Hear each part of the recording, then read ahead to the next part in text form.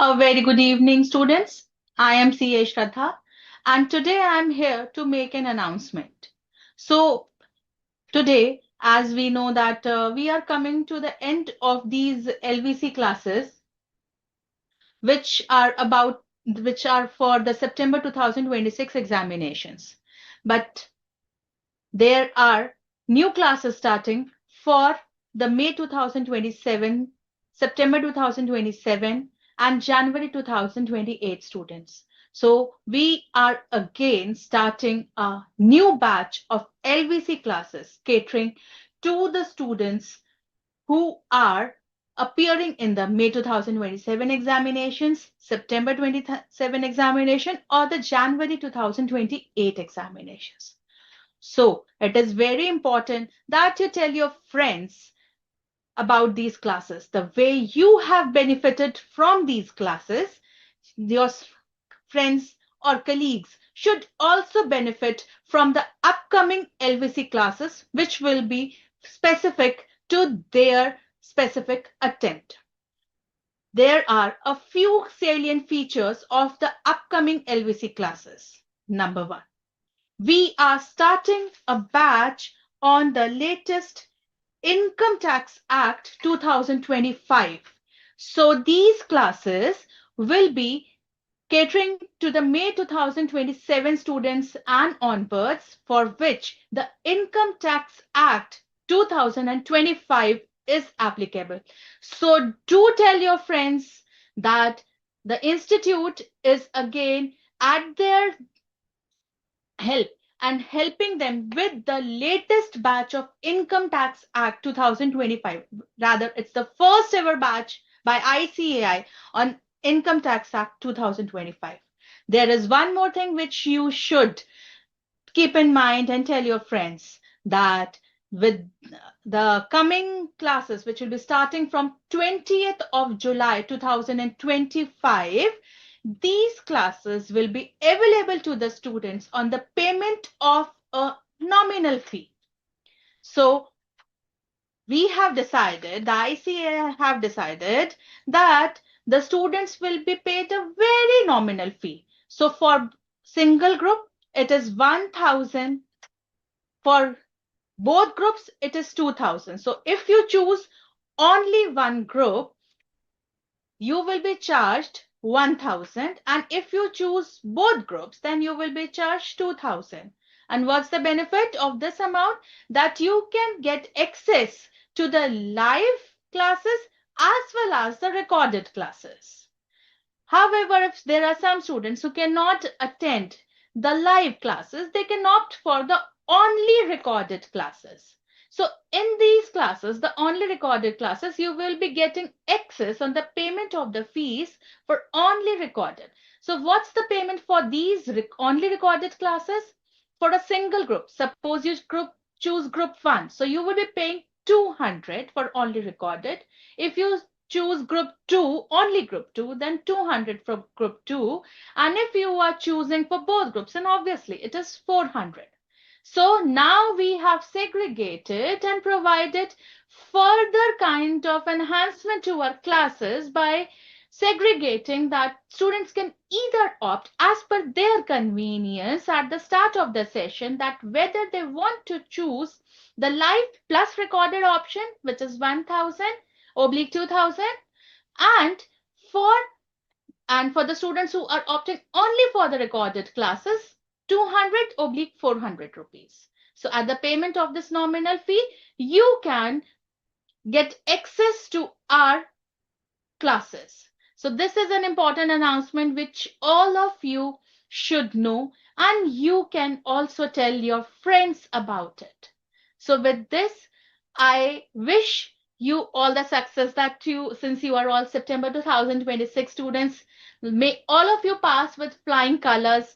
But if you have actually benefited from our live virtual classes, do spread the word among your friend circle that they can attend now the classes which will be starting from the 20th of July 2026 at 7 a.m. sharp with your favorite Sanket sir for the accounts. So you can just start from there, and we will be taking another beautiful journey with all of you for all our 6 papers, and we will be again meeting and interacting for these classes. And I wish you all the very best for your September 26 examinations. So with this, I hand over the session to Dvip sir. Yes, thank you, ma'am. And yes, to all the students, even I appeal, do spread a word to all your friends so that everyone can benefit from this initiative of ICAI. So thank you so much, Shraddha ma'am. Thank you. Yes. Okay. Good evening to all the students. Today, we are here to learn, or rather to revise, chapter of investment decision, and along with investment decision, we will also learn, or rather revise, the concepts of chapter of dividend decisions. Okay. So to start with, let's start with investment decision first because it is quite lengthy compared to dividend decision. Let me just share my screen with you all.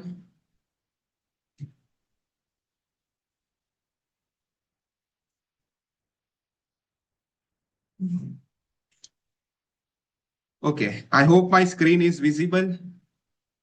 Okay, yes. So, investment decision. What have we learned under this chapter? So, number one, the objective of this chapter. What was the objective of this chapter? The sole objective of investment decision was to decide whether to invest in the project or not. क्या decision लेना होता था इस chapter में? Whether to invest in the project और not. क्या हमें project में इन्वेस्ट करना चाहिए कि नहीं?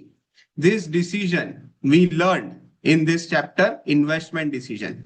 And this chapter is also known as capital budgeting.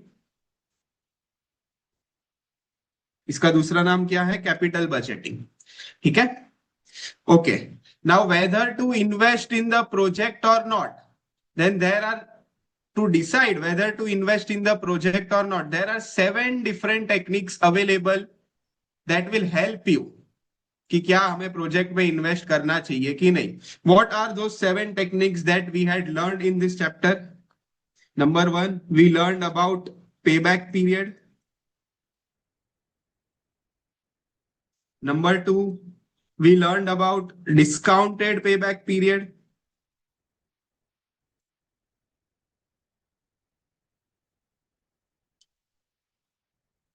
Number 3, we learned about average rate of return, or also called as accounting rate of return, ARR. Number 4, NPV technique, favorite technique for all of us, widely used in practical world as well.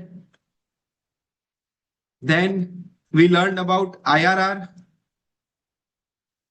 We learned about profitability index, also called as desirability factor or present value index factor.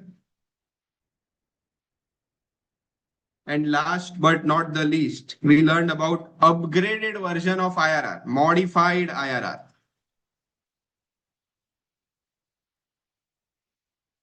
Okay, these 7 techniques we had learned very comprehensively with all the logics, with all the formulas in our live virtual classes.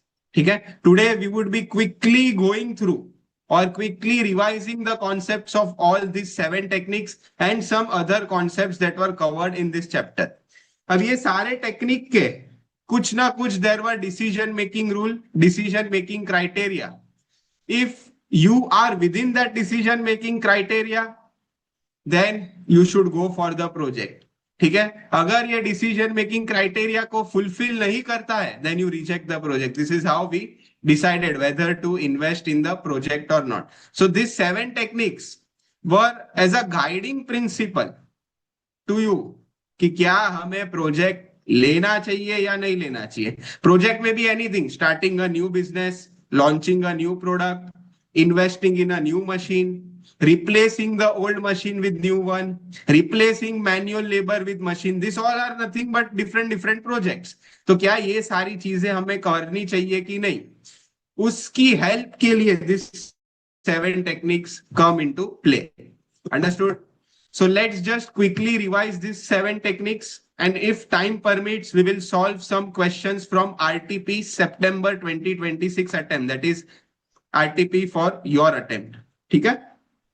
Payback period. So what was payback period? Payback period is nothing but the time taken to recover your original investment. जो हमारा initial investment लगता था project के लिए, वो कितने साल में रिकवर होगा? That is nothing but pay back period. ठीक है? So pay back period in short is denoted as PBP, pay back period. Time taken to recover your original investment.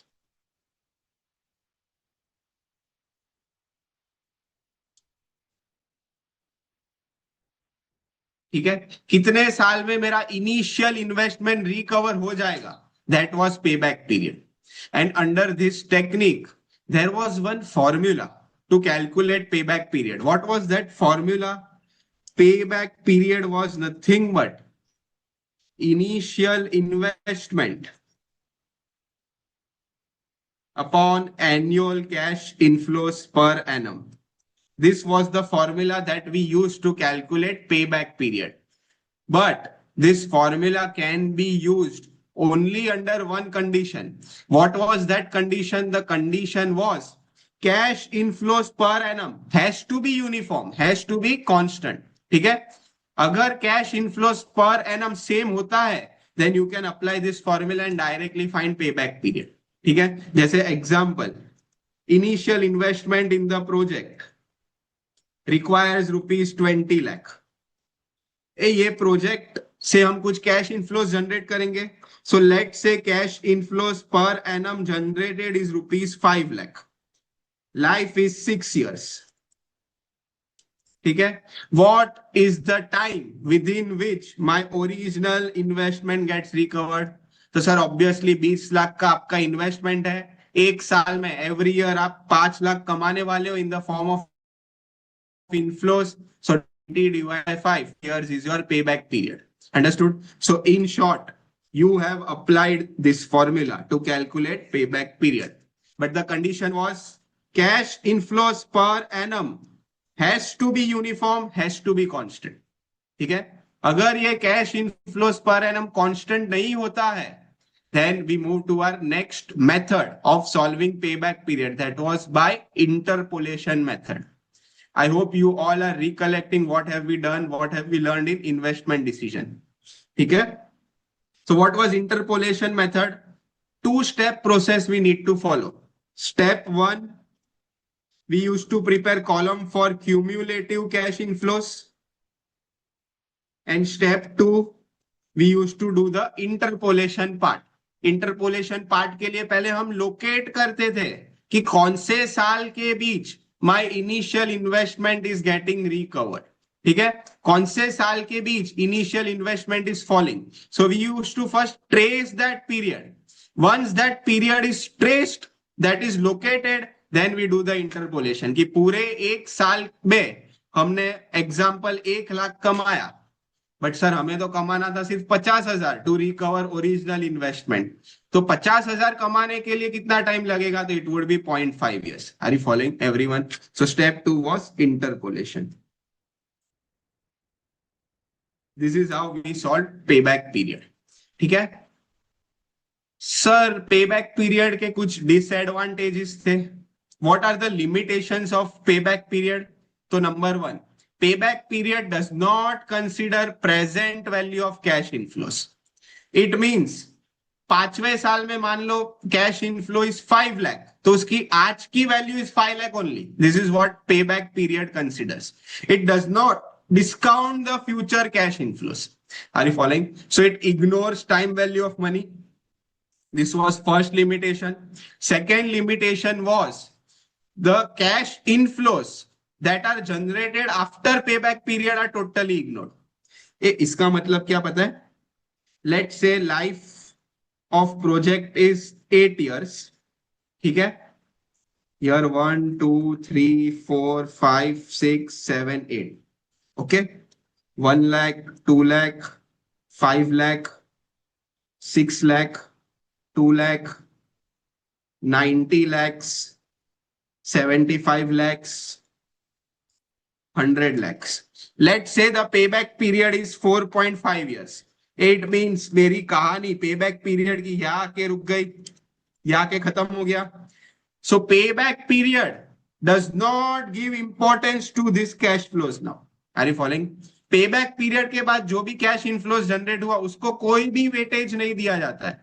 No importance, no significance to cash inflows that are generated after payback period. Clear? This was another limitation. First limitation, ignores time value of money. Second limitation, no significance given to the cash inflows generated after payback period. Clear? Payback period की first जो limitation है, ignoring of time value of money, that is resolved by our technique number 2, discounted payback period. So technique number 2 that we have learned in this chapter was discounting या discounted payback period बोलो. ठीक है? What was discounted payback period? So first you prepare the column of cash inflows. You first discount that. Find the present value of cash inflows at cost of capital at the discounting rate. Then prepare accumulation column. Are you following? So the only difference between payback period and discounted payback period is discounted payback period technique considers time value of money. पहले cash inflow का वो present value निकालता है, फिर cumulative present value of cash inflow की column बनती है and then normal 2 step will follow. Locate the year between which your original investment gets recovered. This was step 1. Step 2, do the interpolation. Understood? फिर discounted payback period technique के साथ हमने ये भी सीखा था कि discounted payback period will always be higher, will always be greater than your normal payback period. Why? Because यहाँ under discounted payback period technique we discount, bring on the value of cash inflows, उसको discount कर देते हैं. So अगर cash inflows की value हम गिरा दे तो can I say it will take more time to recover your original investment. So that's why discounted payback period was always greater than payback period, normal payback period. ठीक है? Number 3 technique, we learned about average rate of return, or in other words this technique was also called as accounting rate of return. यानी कि जो भी project हम लेने की सोच रहे हैं वो प्रोजेक्ट फ्रॉम अकाउंटिंग पर्सपेक्टिव कितना रिटर्न जनरेट करके देगा, that is ARR technique. Understood? Average rate of return और accounting rate of return. From accounting perspective, from accounting principle point of view, how much return the project would generate, that is ARR. Understood? So if we are talking or if we are calculating rate of return from accounting perspective, can I say cash inflow को importance नहीं दिया जाएगा but profit को importance दिया जाएगा. Ideally FM gives primary importance to cash inflows, cash outflows, cash flows. But here since we are learning the technique which is based on the principle of accounting, we will give importance to profit. Why? Because accounting standards, accounting principles give more importance to profit. ठीक है? तो इसकी formula क्या थी? Average NPAT upon initial investment into 100, because we are finding a rate of return. Or you can also use the formula of average NPAT upon average investment into 100. ठीक है? Both the formulas are accepted. So any formula you can use, and if you want to write a specific note about it, you can write the note at the end of your calculation. ठीक है? Both are accepted. दोनों में answer अलग आएगा because here we are just taking initial investment, here we are taking average investment. So answer would not come same, but both are accepted. Understood? Average investment is what? It is nothing but opening investment plus closing investment divided by 2. Closing investment हमारा क्या होता था? लगभग वो अपना जो sale value, salvage value, जो scrap value होती थी, that was our closing investment. ठीक है. So opening plus closing divide by 2 is your average investment. Understood? So this was ARR technique, average rate of return, या accounting rate of return, या rate of return from the project based on accounting perspective. So since it is based on accounting perspective, give importance to profit rather than cash flows. Clear? So this was ARR technique. Next, very important, widely used, widely practically accepted, my personal favorite, NPV technique. Net present value technique.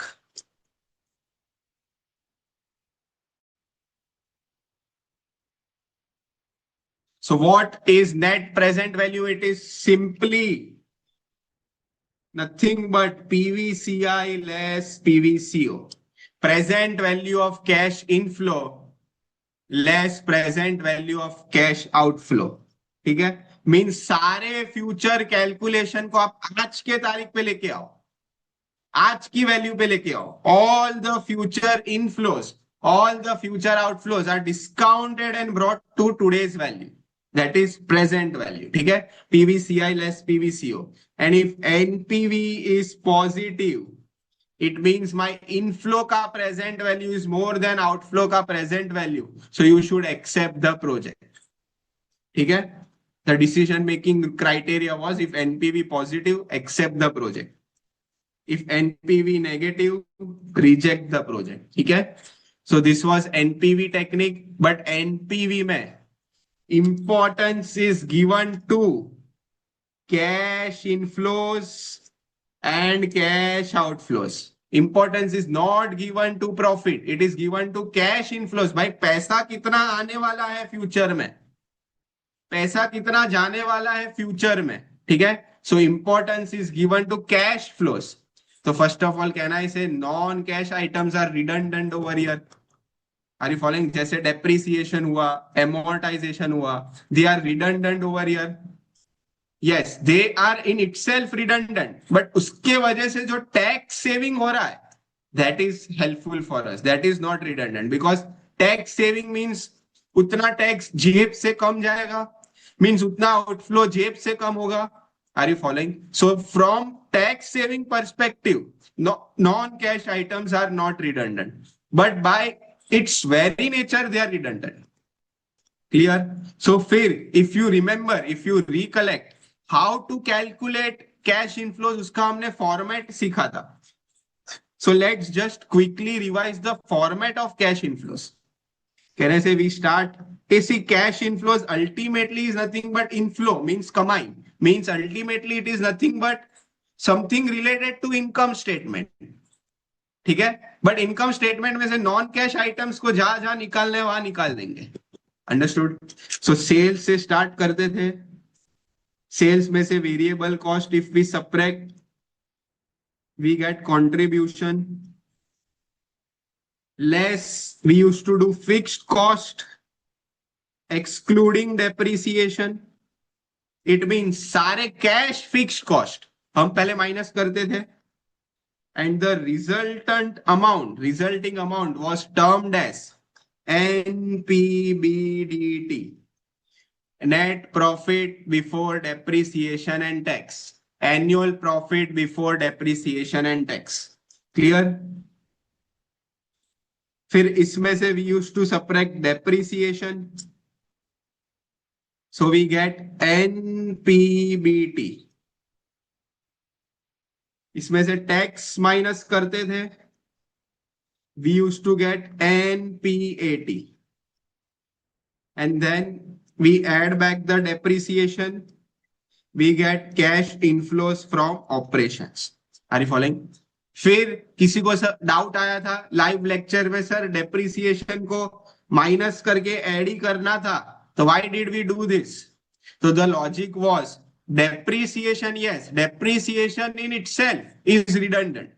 ठीक है, मतलब depreciation का इस chapter में कोई काम नहीं है ये, बट डेप्रिसिएशन के वजह से जो टैक्स सेविंग होता है, so to calculate the correct amount of tax we first deducted depreciation, because depreciation is deductible expense under income tax.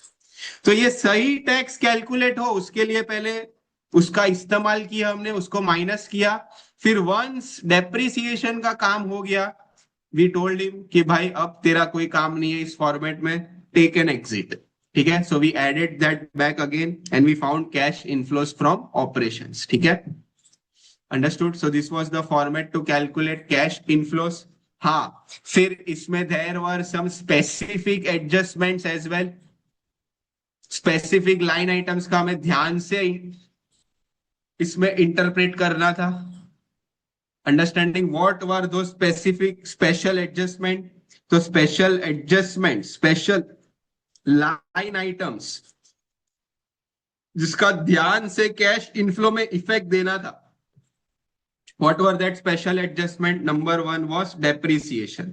ठीक है, depreciation in itself it is of no use, but can I say tax savings on depreciation?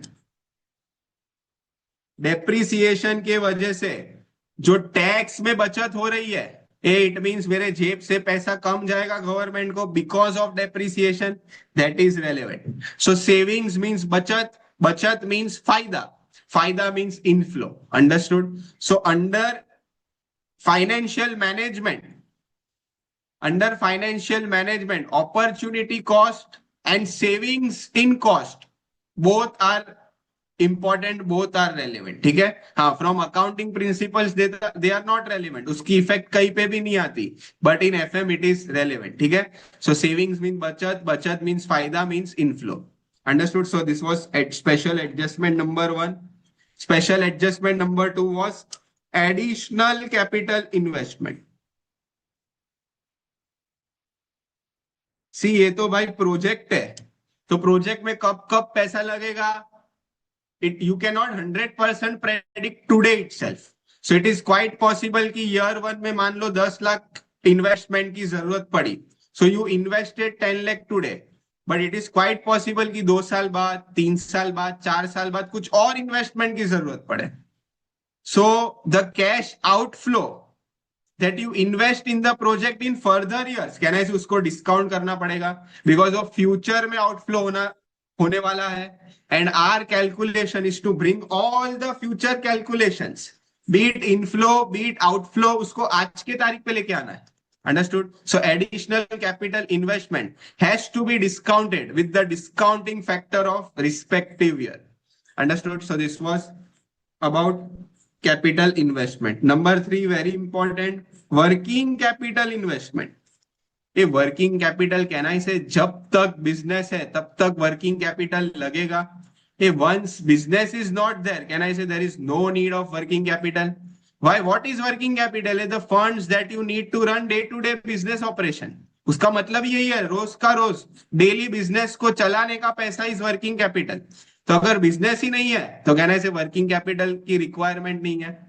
So working capital at the start of the project, at the start it is considered as an outflow, ये because capital है, आपको लगाना पड़ेगा, working capital में पैसा डालना पड़ेगा, so it was an outflow.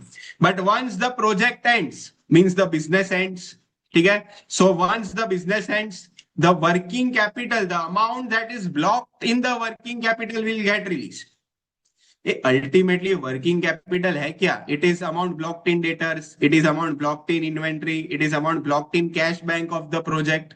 तो once the project ends, can I say जो जो डेटर से पैसा लेना था वो मिल जाएगा, इन्वेंट्री सारी सेल्स में कन्वर्ट हो जाएगी, सेल से डेटर्स, डेटर से वापस पैसा मिल जाएगा, cash and bank balance of the project will be transferred to the company's cash and bank balance. So at the end of the project working capital is considered as an inflow. Understood? This is what we have learned for working capital special adjustment. Clear everyone? फिर अगर आपको याद हो तो number 4, opportunity loss in income. there was one special adjustment about opportunity loss in income. इसका मैंने example के साथ समझाया था कि let's say currently you are owning a big land which is given to some farmer on rental basis so that he can undertake farming activities. But now I am planning to start a new project. Project क्या है कि बड़ा सा manufacturing industry set करना है. तो manufacturing plant set करने के लिए I would need some land. So I thought क्यों ना इस प्रोजेक्ट के लिए मेरी जमीन यूज करूं जो फिलहाल मैंने फार्मिंग के लिए दी हुई है ऑन रेंटल बेसिस. ठीक है. सो कहना है इसे if I set up the manufacturing plant in my own factory land और sorry in my own land which is already given on rent to farmer, can I say now my farming income will stop or rental income from farmer will stop now? Because अब ये project लेने के वजह से rent पे से निकालना पड़ेगा, हटाना पड़ेगा. So that is opportunity loss in income because of the project. Understood. अगर ये प्रोजेक्ट ना लेते तो we would have continued to give land on rental basis. But because we took a new project of setting up a manufacturing plant, the income of rent from farmer has stopped. So can I say income की loss हुई because of the project? So any loss in income because of the project, due to the project, is relevant in FM. Accounts में इसका कोई स्थान नहीं है, कोई relevance नहीं है. But it is relevant in FM. Understood? Opportunity loss in income. Can I say loss means नुकसान, नुकसान means outflow. Understood? So it was considered as an outflow. ठीक है. And likewise there was जैसे opportunity loss in income है वैसे savings in cost भी हो सकता है. इसका भी मैंने एग्जांपल से समझाया था. So let me just quickly revise that example. Let say currently you are operating your factory with labour. So सारा प्रोडक्शन लेबर ओरिएंटेड है. So now you are planning to replace the labor, to replace the manual labor with machine. तो कहना ऐसे नया project हो गया. Buying a new machine and replacing the existing labor. This is a project. तो कहना ऐसे अगर हम मशीन फिट करते हैं फैक्ट्री में, no need for labor, so no need to pay their monthly wages, no need to pay their daily wages, no need to pay their yearly wages. This is savings in cost because of the project of buying a new machine. Understood? So project के वजह से ये savings in cost हो रहा है तो it is relevant for the project. Understood? So this is how you should interpret and think कि ये inflow है कि outflow है कि ये relevant है project के लिए या नहीं. Understood? So savings in cost. Savings means बचत. बचत means फायदा. फायदा means inflow. So savings in cost was considered as an inflow. Clear? Adjustment number 6, very important. Common allocated cost. Common allocated cost. ठीक है. अगेन इसको मैंने example से समझाया था. एग्जांपल क्या था कि करंटली लेट से कंपनी है and company is having 4 branches, 4 different branches. HO है एंड ब्रांच 1 2 3 4. सो कहना है जो हेड ऑफिस है उसमें जो भी एम्प्लॉयज बैठे होंगे आइडियली वो सारे ब्रांचेस के लिए काम कर रहे हैं because they are not specifically working for any branch, they are working for the entire company that includes all the branches. Understood? So let's say HO का खर्चा है पूरे साल का 10 लाख.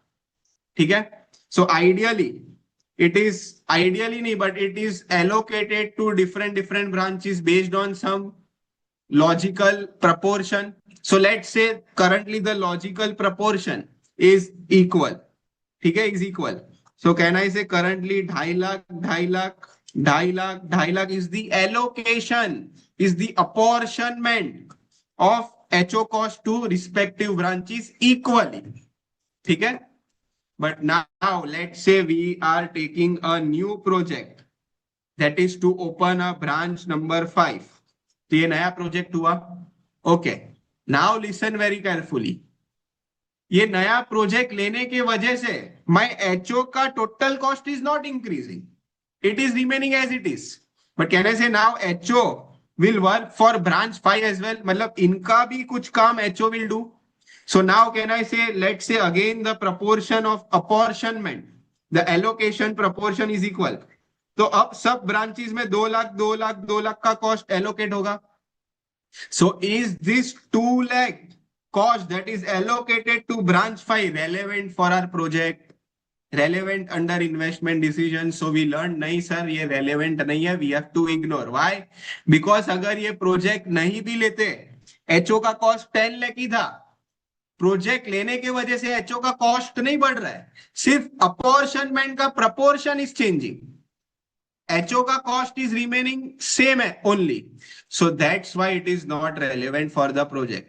यस, अगर प्रोजेक्ट लेने से, अगर नए ब्रांच सेटअप करने से एचओ का कॉस्ट लेट से 11 लाख हो गया, तो 1 lakh is relevant for our branch 5, 1 lakh is relevant for our project. उसको आप आउटफ्लो में लो. व्हाई? बिकॉज प्रोजेक्ट, नया प्रोजेक्ट लेने से ब्रांच की वजह से योर एचओ का cost is increasing.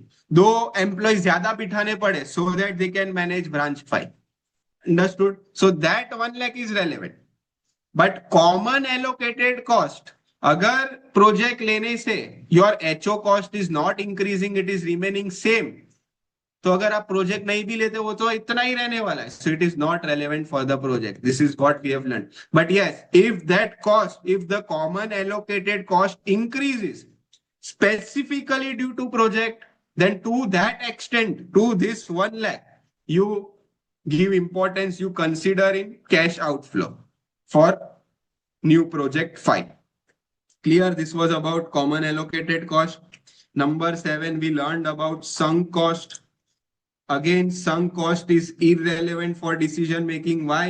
Sunk cost means जो cost already डूब गया है, already आप पे कर चुके हो, ठीक है, वो वापस रिकवर नहीं होने वाला है. सो that's why it is irrelevant. Let's say project चालू करने से पहले उसकी कुछ रिसर्च करी होगी, रिसर्च एंड डेवलपमेंट का खर्चा हुआ होगा, या प्रोजेक्ट रिपोर्ट बनाने की प्रोजेक्ट फीस दी होगी. बट कहना है से अगर प्रोजेक्ट रिसर्च से ये पता चला कि this project is not worthy, so you will not take the project, correct, you will not move further.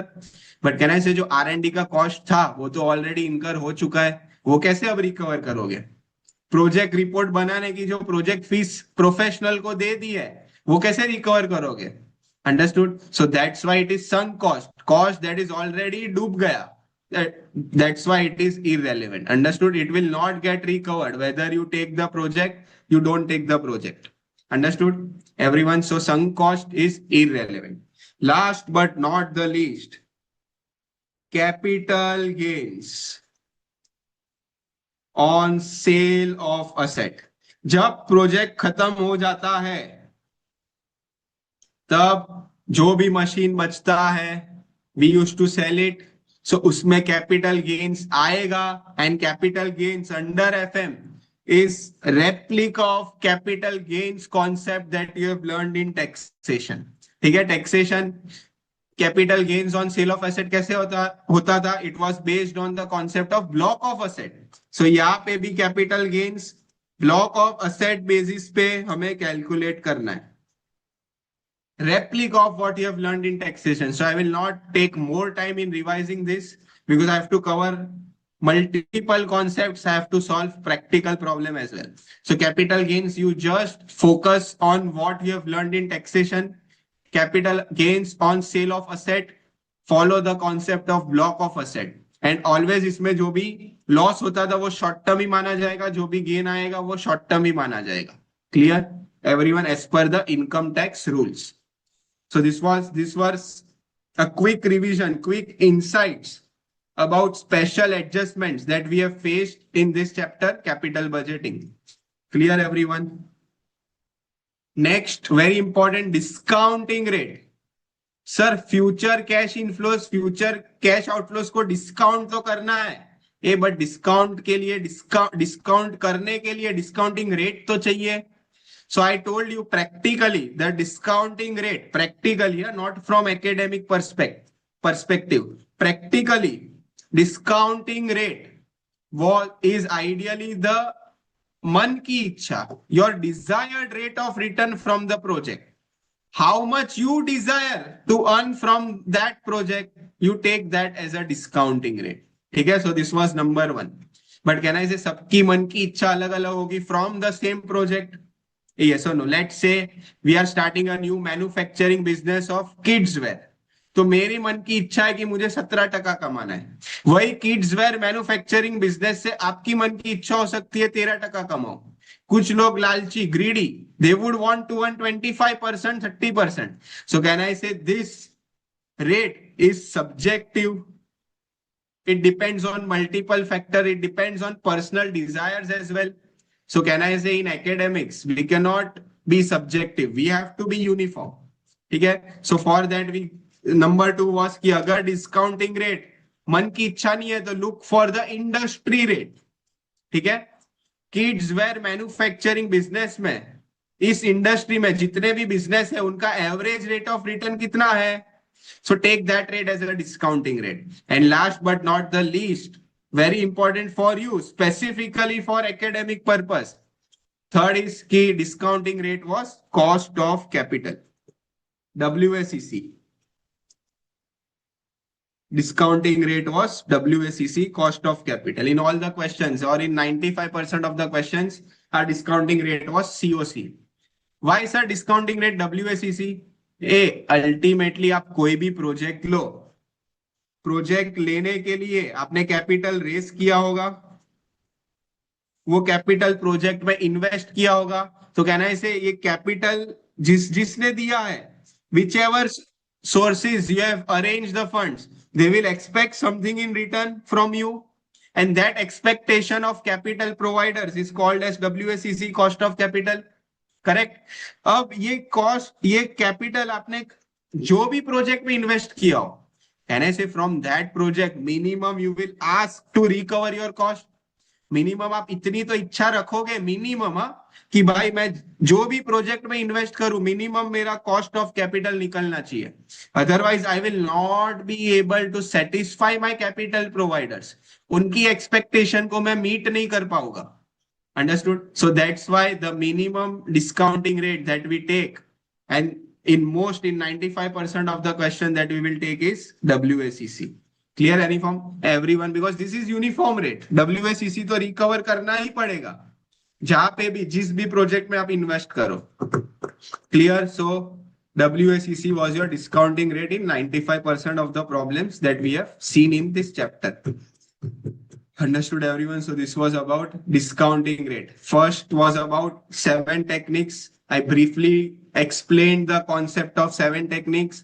फिर कैश इनफ्लो का फॉर्मेट क्या सीखा था वो क्विकली मैंने रिवाइज कर दिया.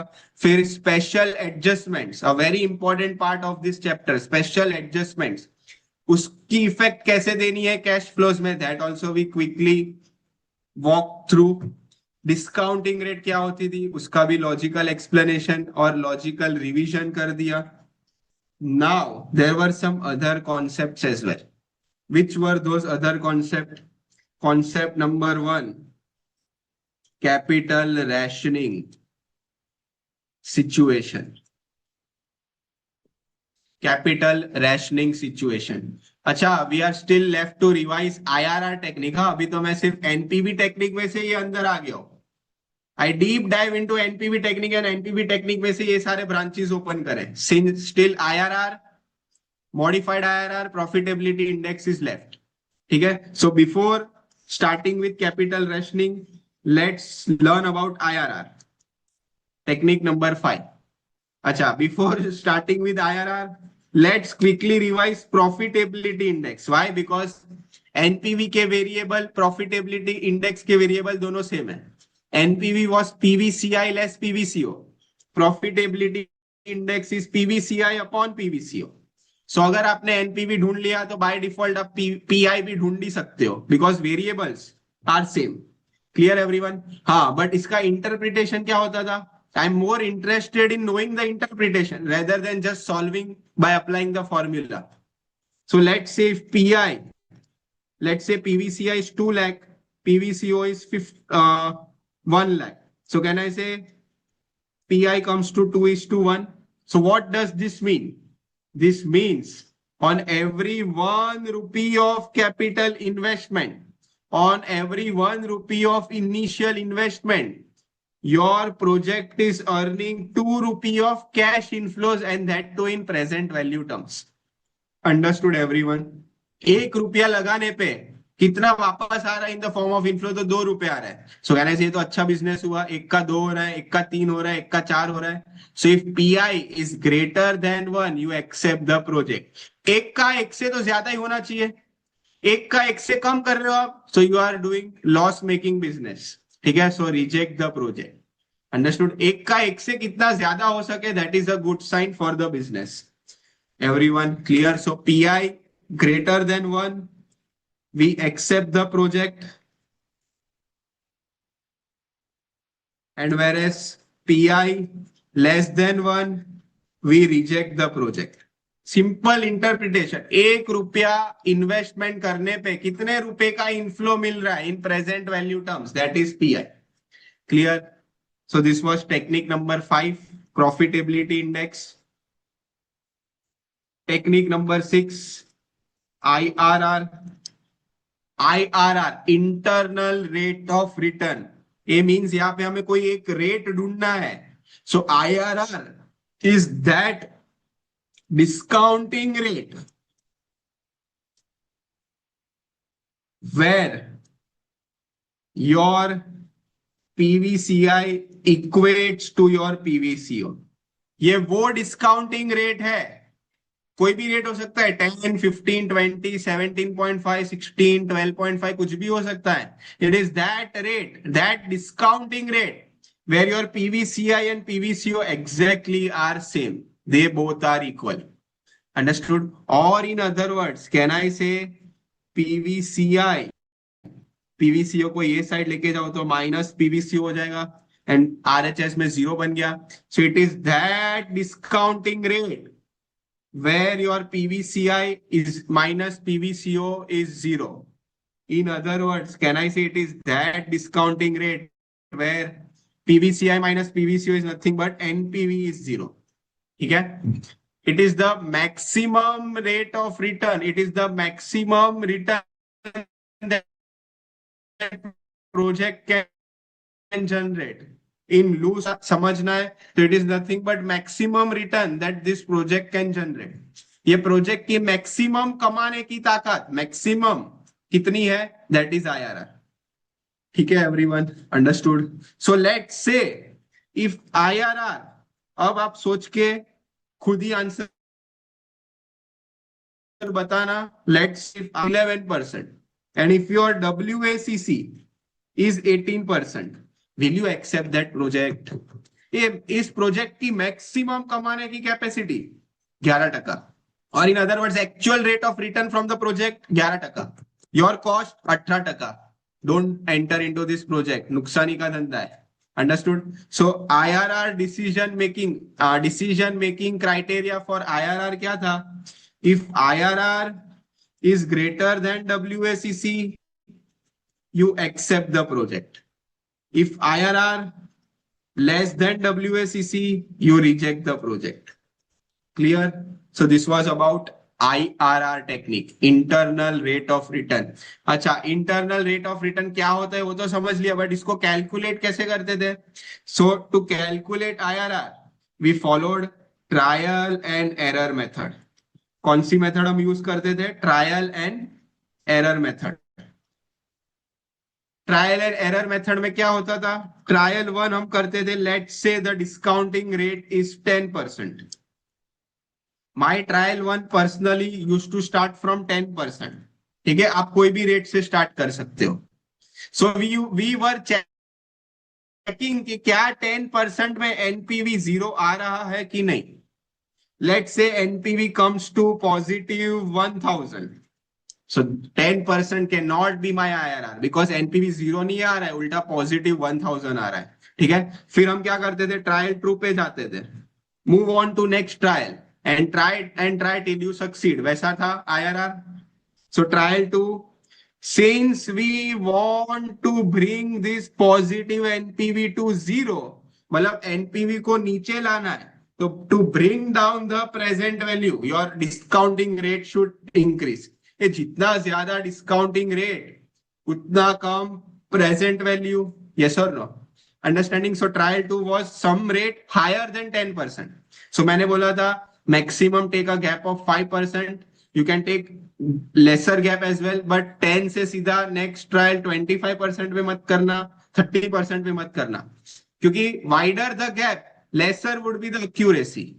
lesser the gap, more would be the accuracy of your answer. ठीक है. So trial to, let's say we do discounting at 15% and 15% पे again check किया तो it is not coming to zero. Let's say it is coming to negative 1500. ठीक है. तो sir 10% पे positive 1000, 15% पे negative 1500. I found the range where my IRR would lie. Yes or no? At 10% positive 1000. At 15% negative 1500. NPV of 0 would lie somewhere between 10 and 15%. So at least दो trial से मुझे range तो पता चल गया. So I no need to move to another trial now. I got the range. NPV of 0, that is IRR, would lie somewhere between 10 and 15%. It means, can I say my IRR is 10 plus something?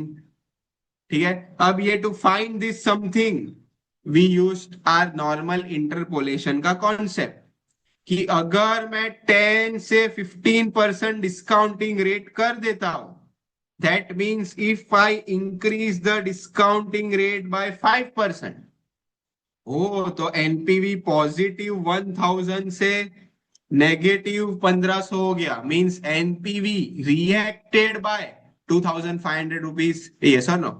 Positive 1000 से पहले zero पे पहुंचा, फिर और negative 1500 गया. So NPV reacted by declining 2500 rupees. ठीक है. ये बट मुझे एनपीवी को 2500 से नहीं गिराना है. I want to reach at 0 point. ठीक है. So I just want my NPV to decline it by 1000. मुझे NPV को 1000 से ही गिराना है.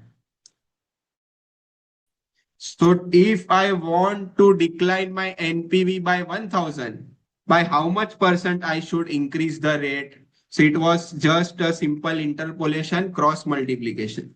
1000 into 5 divided by 2500. ठीक है everyone. So 5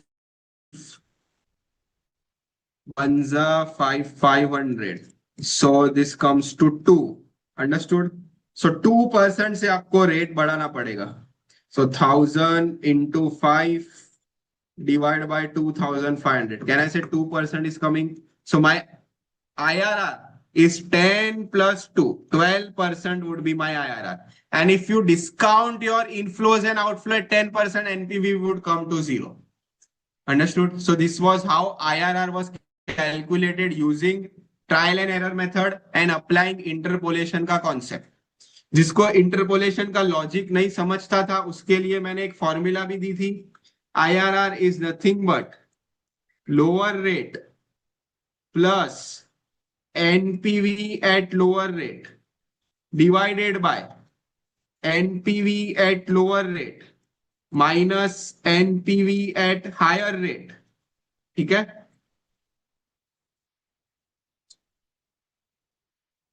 And this was multiplied with higher rate minus lower rate. This was the formula to calculate IRR. ये formula is nothing but your interpolation का logic. Yeah, that logic is accumulated, is derived into formula. ठीक है. In our present example, 10 और 15% में से lower rate कौन सा है? 10 है.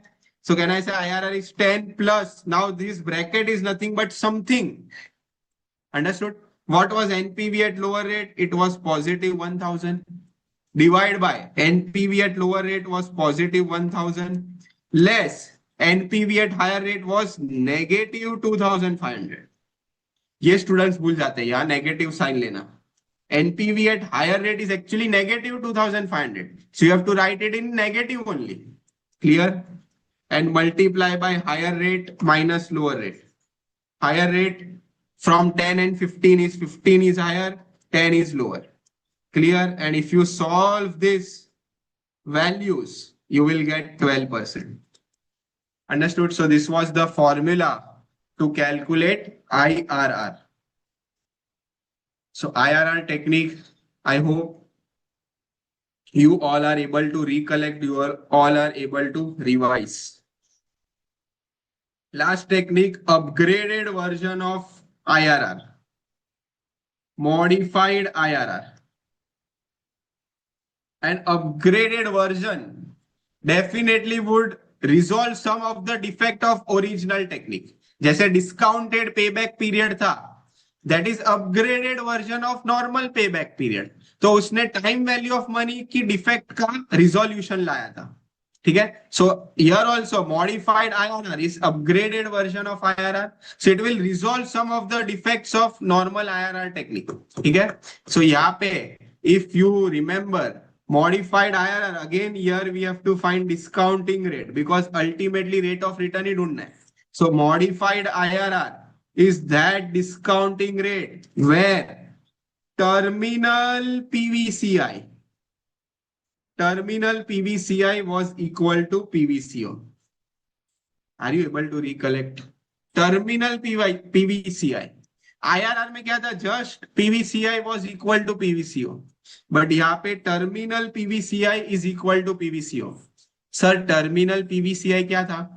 So remember students, all the intermediate cash inflows project में जो every year cash inflows मिलता था वो हम री इन्वेस्ट करते थे. ये सर नो, कंपनी अपने पास जो भी late say cash inflow in year 1 is 10 lakh, तो कंपनी अपने पास जेब में या लॉकर में छुपा के नहीं रखेगी. इट विल री invest the intermediate cash inflows till the end of the project life. Yes और नो? सो कैन आई से हम pool of cash inflows calculate करते थे. जो भी इंटरमीडिएट कैश फ्लोज इनफ्लोज आता था we used to reinvest till the end of project life. 1 2 3 4 5. ठीक है. जो भी ईयर 1 में कैश इनफ्लो मिला, reinvest. And at what rate we would reinvest? We would reinvest at discounting, our normal discounting rate, that is WACC. ठीक है. So we used to reinvest at WACC. All the intermediate cash inflows were reinvested, and last year में terminal value means the in cash inflows that you receive, that you have accumulated, that you have pooled up, ठीक है, at the end of project life. That is terminal value. Terminal point means last year of the project. So at the end of project life, can I say हम pool of cash inflows दिखेगा? Because year 1 का reinvestment amount, it will get matured in year 5. Year 2 में reinvest किया हुआ amount, it will get matured in year 5. Year 3 का reinvested amount, it will get matured in year 5. Likewise for year 4 and 5. So year 5 में we used to get a pool of cash inflows, and that pool of cash inflows was called as terminal PVCI. ठीक है. So terminal, so in short, if I prepare a revised pattern of cash inflow, it was something like this.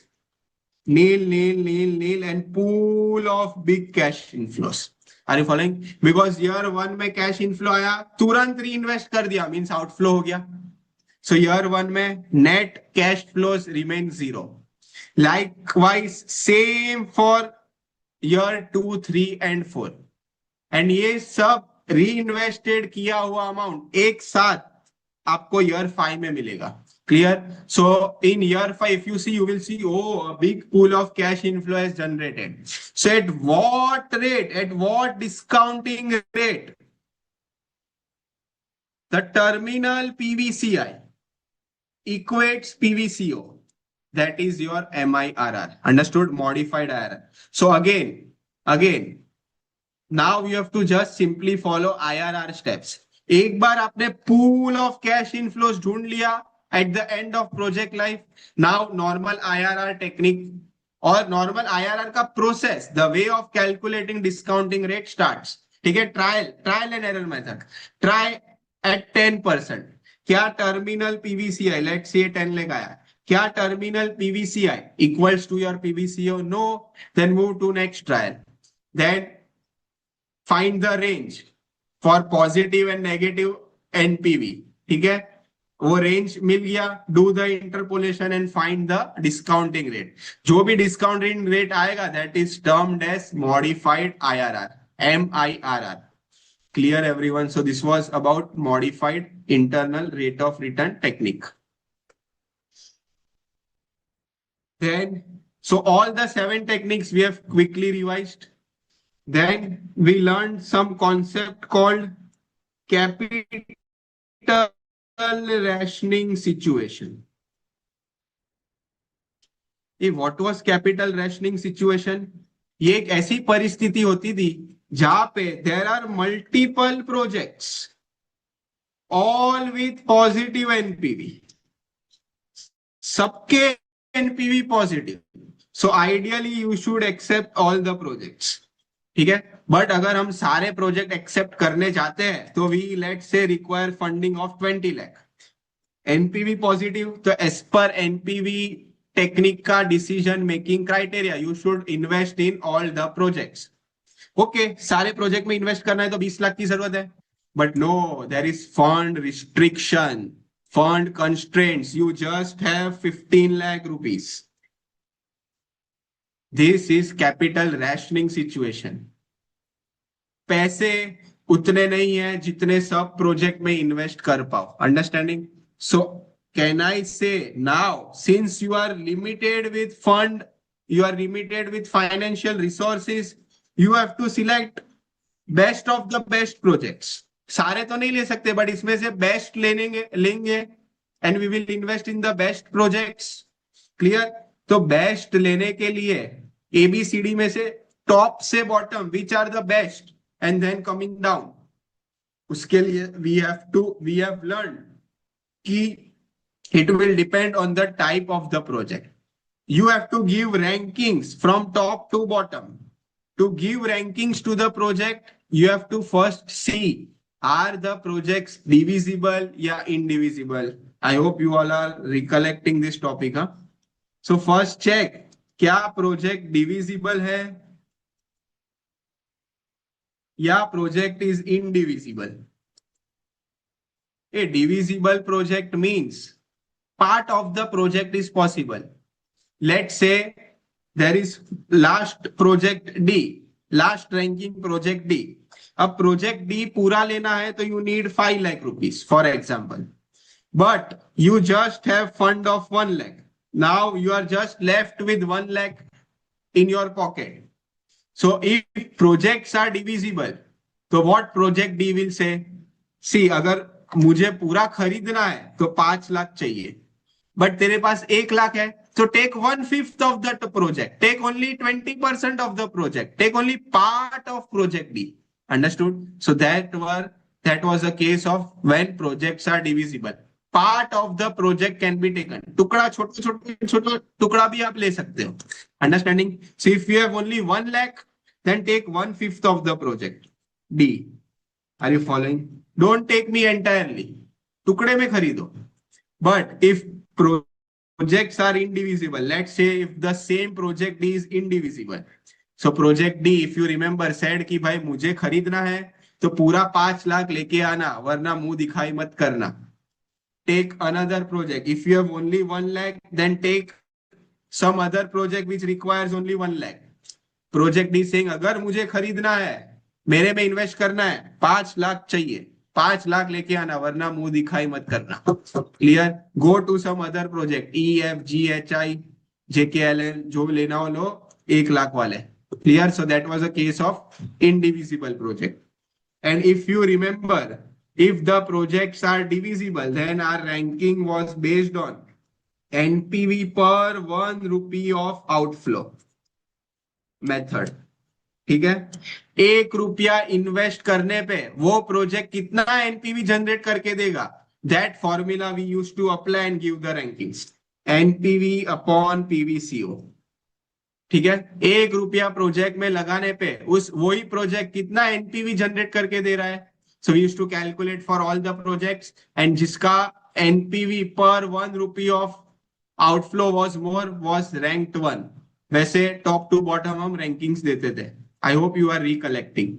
And if projects are indivisible, we simply give ranking based on pure NPV technique. Clear? So जिसका NPV, जिस project का NPV ज्यादा, rank 1. फिर जिसका NPV second best, rank 2.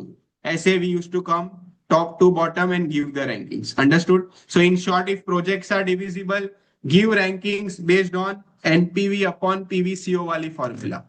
And if projects are indivisible, give ranking purely based on NPV technique. Understood, everyone? So this was about capital rationing situation. Multiple projects, all with positive NPV. So ideally you should take all the projects. But नहीं sir, पैसे सब project में invest करूं उतने नहीं है. So take best of the best projects. ठीक है? Take best out of 6, best out of 5, best out of 4. Take best of the best projects till your funds are exhausted. जितना पैसा है तब तक आप प्रोजेक्ट्स लेते जाओ. बट प्रोजेक्ट्स लेने के लिए रैंकिंग देनी पड़ेगी. तो ranking will be again based on the type of project. Projects divisible है तो give rankings based on NPV by PVCO. Projects indivisible है, give rankings purely based on NPV technique. Moving further, if you remember, there were three different situations. There were three different scenarios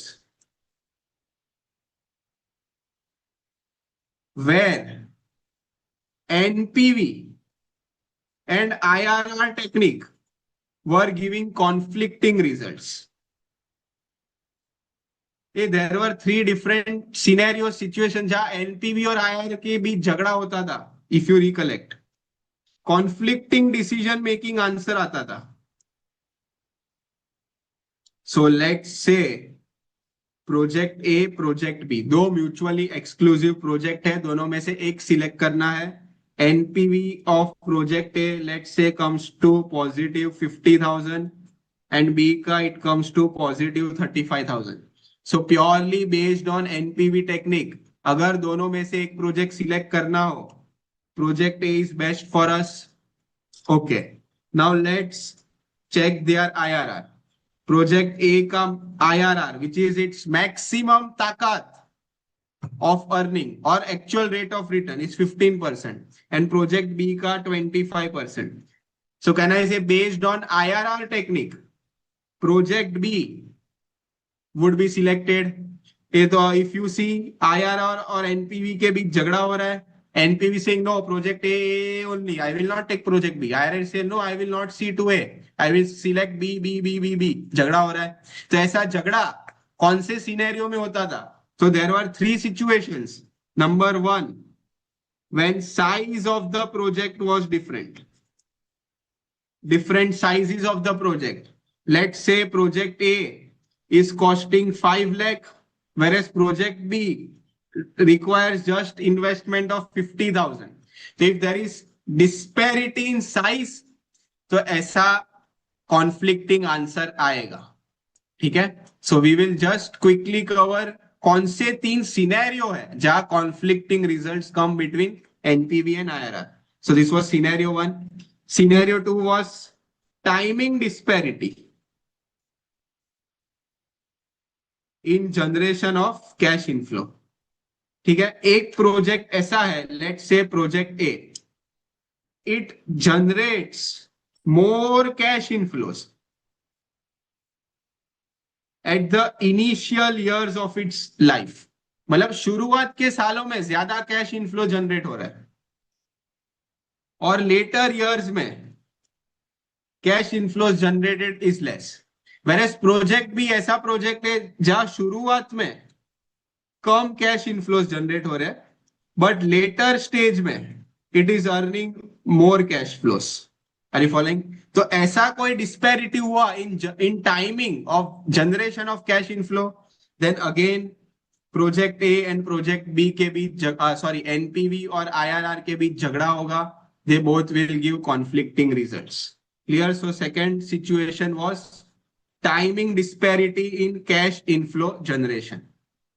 And last but not the least, life disparity means difference in life of the project.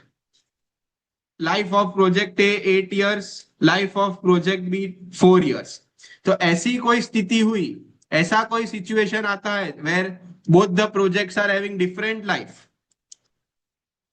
then again NPV and IRR will fight within themselves. They will give conflicting results.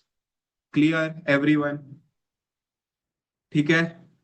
Now, to resolve the issue of life disparity when the lives are unequal, तो capital budgeting ने दो methods दिए, इस chapter ने दो methods दिए. अगर आपको लाइफ डिस्पैरिटी को हटाना है, रिजॉल्व करना है, when the lives are unequal, then your decision making should be first make the life at a comparable point. ठीक है. अगर लाइफ दोनों की अनइक्वल है, again let's say life is 8 years, life is 4 years. If this is the scenario and let's say NPV is positive 1 lakh, positive 70,000. ठीक है.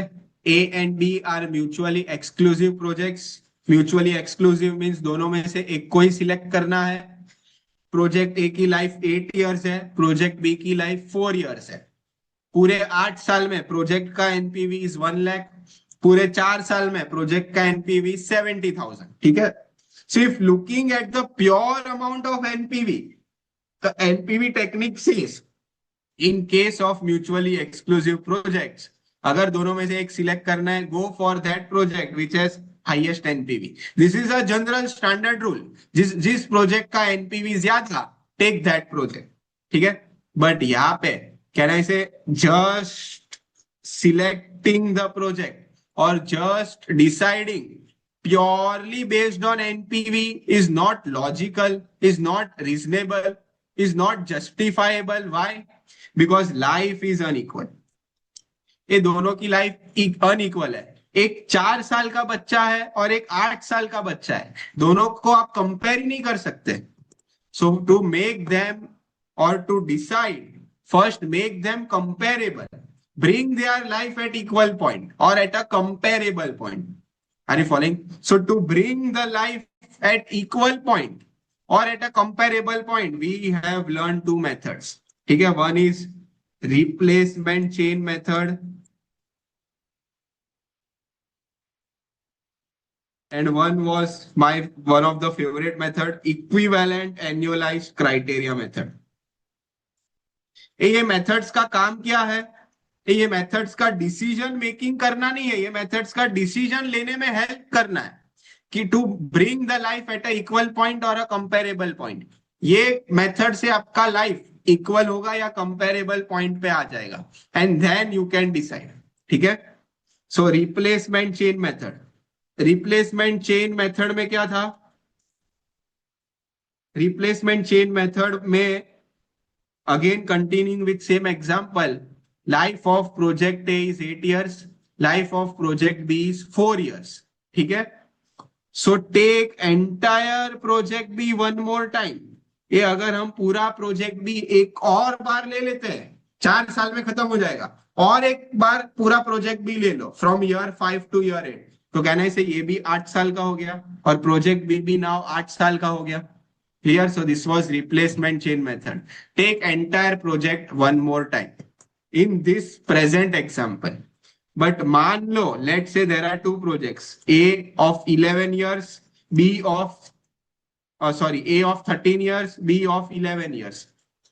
तो इस केस में क्या करना पड़ेगा? इस केस में if we follow replacement chain method, तो पूरा प्रोजेक्ट A 11 टाइम्स लेना पड़ेगा एंड पूरा प्रोजेक्ट भी हमें 13 टाइम्स रिपीट करना पड़ेगा.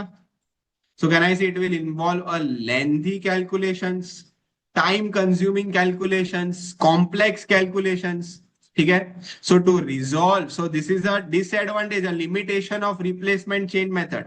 जब दो प्रोजेक्ट की लाइफ बहुत ज्यादा बड़ी हो, ठीक है, तो in that case we follow equivalent annualized criteria. Because replacement chain method से आप कर सकते हो but it will take a lot of time. It will involve complex calculation, time consuming calculations, lengthy calculations.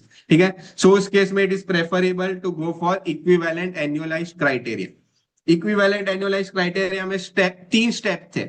Step 1, calculate NPV following our normal NPV technique. दोनों project का normal way से NPV find करो.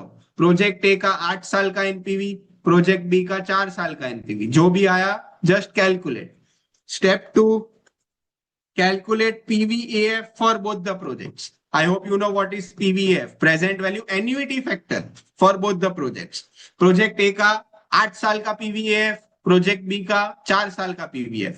Step 3, NPV upon PVF करो. Just follow these 3 steps. अब let's say project A का NPV upon PVF comes to 30,000 and for project B it comes to 35,000. So you will select project B. Why? Because equivalent annualized criteria of project B is more. Now I also explained you कि ये equivalent annualized criteria का जो amount आया है ना, उसको very loose terms में और एकदम layman terms में कैसे समझना है? तो per year NPV that project A is generating 30,000. See, ideally, if sir NPV of project A was sir 1 lakh sir, आप तो 30,000 बोल रहे हो. ये 1 लाख पूरे 8 साल का एनपीवी है. अरे फॉलोइंग, अगर पूरा प्रोजेक्ट ए 8 साल का लेते हैं तो पूरे 8 साल में our total present value profit would be 1 lakh.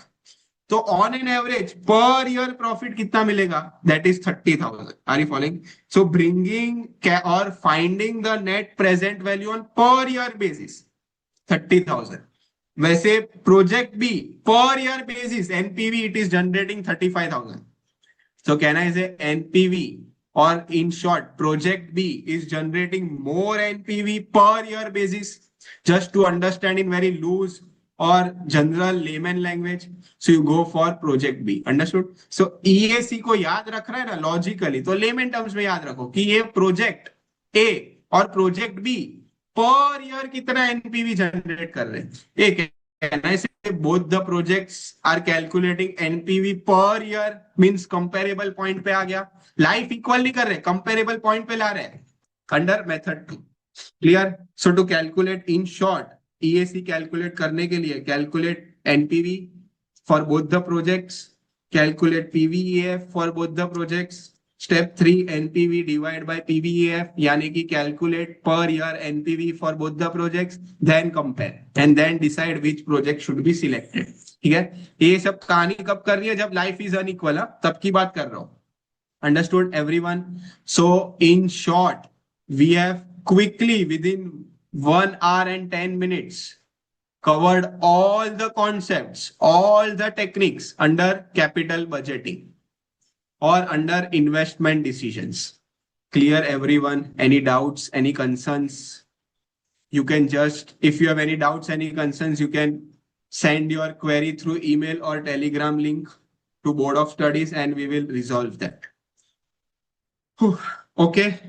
So now let's quickly revise the concepts of dividend decision. ठीक है? Because आज हमें dividend decision को भी revise करना है. So let's just quickly revise the concepts that we have learned under the chapter of dividend decisions. And if time permits, we will take some practical problem from September RTP for specifically for these 2 chapters. ठीक है? Okay. So dividend decisions का whole objective क्या था? The ultimate objective of this decision of this chapter was क्या company को dividend देना चाहिए कि नहीं? If yes, तो कितना डिविडेंड देना चाहिए? What is the optimum dividend payout policy? What is the best diet for the company as far as dividend is concerned? ठीक है? So optimum payout policy कितना होना चाहिए? क्या 10% पे आउट फ्रॉम अर्निंग्स करना चाहिए? See pay out is always from earnings. EPS में से पे आउट होता है. So what should be the optimum pay out ratio for dividend? That is the ultimate objective of this chapter. क्या 10% is the best payout for company? Yes, then pay 10% of earnings every year. क्या 20% is best payout? 35% is best payout? 65% is best payout? 90% is best payout? Find the optimum payout policy from your for your company depending on several factors.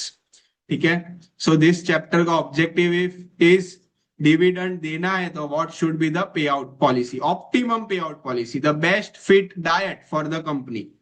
ठीक है, फिर इसमें हमने कुछ dividend से theories भी पढ़ी थी,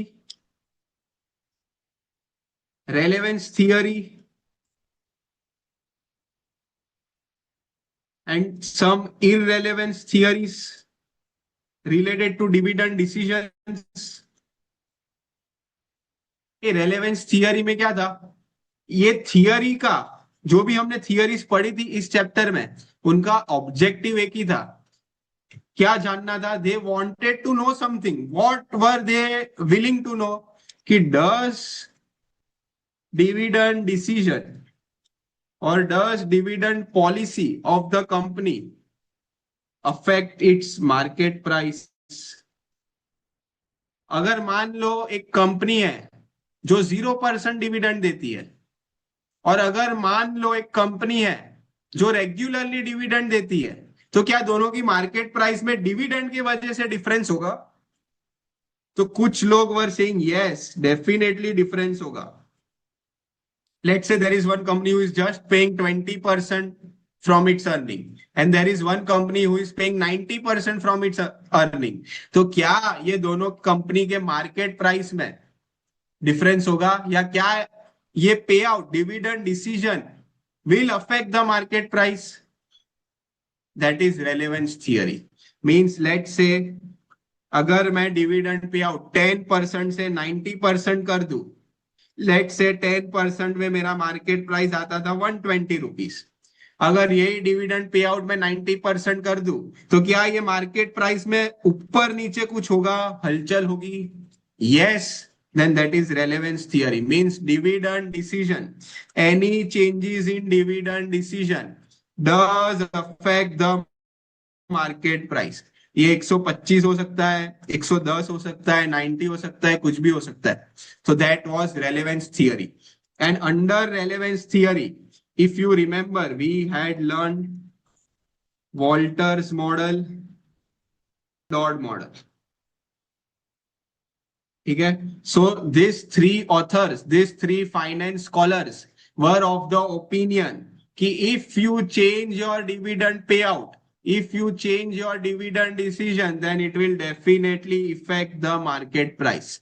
Market price will definitely change. Are you following? इसलिए ये yes side में थे. And can I say ये सबने अपनी थियरी प्रूव करी है by giving formula to calculate P0. इन्होंने क्या किया, डिफरेंट डिफरेंट पे आउट्स पे प्राइस कैलकुलेट करी, करंट मार्केट प्राइस कैलकुलेट करी, एंड दे प्रूव कि देखो डिविडेंड डिसीजन चेंज कर रहा हो, 10% का 50% कर रहा हो तो प्राइस इज चेंजिंग, 10 का 80% कर रहा हो price is changing. Are you following? But there was one author called Modigliani Miller, MM. He was of the opinion that whether you give the dividend, whether you don't pay the dividend, whether you pay 20%, whether you pay 90%, share wealth of the shareholders will not change. ठीक है, wealth of the shareholders will remain same. Are you following? And not just wealth of the shareholder, he also proved कि value of the firm will also remain same. Are you following? So dividend decision is irrelevant for the wealth of the shareholders.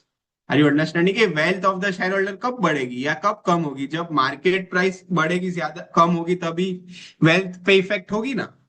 So indirectly MM is trying to say if company pays dividend, if company does not pay dividend, company pays 20% dividend, company pays 80% dividend, wealth of shareholder remains unaffected. It will remain unaffected. Clear, everyone? And he went one step ahead. He also told, in fact, he also proved that value of the firm will not change. अगर आप dividend दो या नहीं दो, if you pay the dividend or not pay the dividend, firm की overall value will also remain same. This is what MM proved through his theory, and his theory is called as irrelevance theory. Dividend decision of the company does not have any impact on wealth, on the market price. Are you following? On the value of the firm. Clear? फिर इसके साथ there were some practical approaches. Practical approaches yes और no की लड़ाई में नहीं फंसता था. Practical approaches were trying to explain you कि आने वाले साल में कंपनी को practically based on considering the dividend related factors कितना डिविडेंड देना चाहिए. ठीक है. So there was Lintner's model, there was residual model और रेसिडुअल अप्रोच. प्रैक्टिकली कंपनी को कितना डिविडेंड देना चाहिए आने वाले साल में. This is what practical approach was all about. Yes और नो में लड़ाई किसकी थी कि क्या डिविडेंड देने से या नहीं देने से मार्केट प्राइस में अफेक्ट होता है कि नहीं. So they were all were calculating the impact on market price, the reaction of change in dividend on the market price. Are you following? But practical approaches are not trying to evaluate any reaction. They are trying to just help you in determining कि भाई आने वाले साल में dividend कितना होना चाहिए, means D1 कितना होना चाहिए. Are you following? So this was the difference between relevance irrelevance versus the practical approaches. Clear, everyone? So let's just quickly go through the or revise the formulas of all the approaches, क्योंकि ये सब ने अपनी अपनी formula दी है कहीं ना कहीं. So let's just quickly revise the formulas and the core conclusion of all the model. ठीक है. So let's start with Walter's model. Walter's model का formula is the worth of the value of share today. Market price is today. P0 is nothing but value of share today. आज के तारीख में company की क्या value है, company के share की क्या वैल्यू है. So it was nothing but D plus E minus D into RO upon KE. Yes or no? So value of share today is based on two elements. One is based on the dividends of the company plus, can I say earnings minus dividend is nothing but retained earnings, the retained part. So Walter explained through his model that value of share today, आज के तारीख में अगर share की value ढूंढनी हो तो it is dependent on dividends plus efficiency of retained earnings. How efficiently, how productively you use your retained earnings to generate more return, more wealth to the shareholders. Are you following, everyone? So this was Walter's model. Walter's model, if you remember, it was also called as all or nothing approach. Why? Because Walter, as per Walter, there are only two best dividend payout policy. One is either you pay 0%, one is or you pay 100%. These were the two best range of dividend, limiting value of dividend. Best was either 0% or best was either 100%. बीच वाले were not considered as optimum. ठीक है? Why? How? If you have any doubts, you can go through my original LVC classes for dividend decision. I have detailed with logic explained why 0% was best or why 100% was best. Beach wale why they are not considered as optimum. Clear? So Walter's model is also known as all or nothing approach. Either you pay 0% or you pay 100% of earnings as dividend. Understood? 0% कब भरना था? Can I say जब ROI was greater than KE? So Walter said pay 0% dividend, यानी कि retain 100%.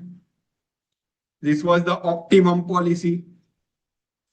when ROI was less than KE, pay 100% dividend, retain 0%.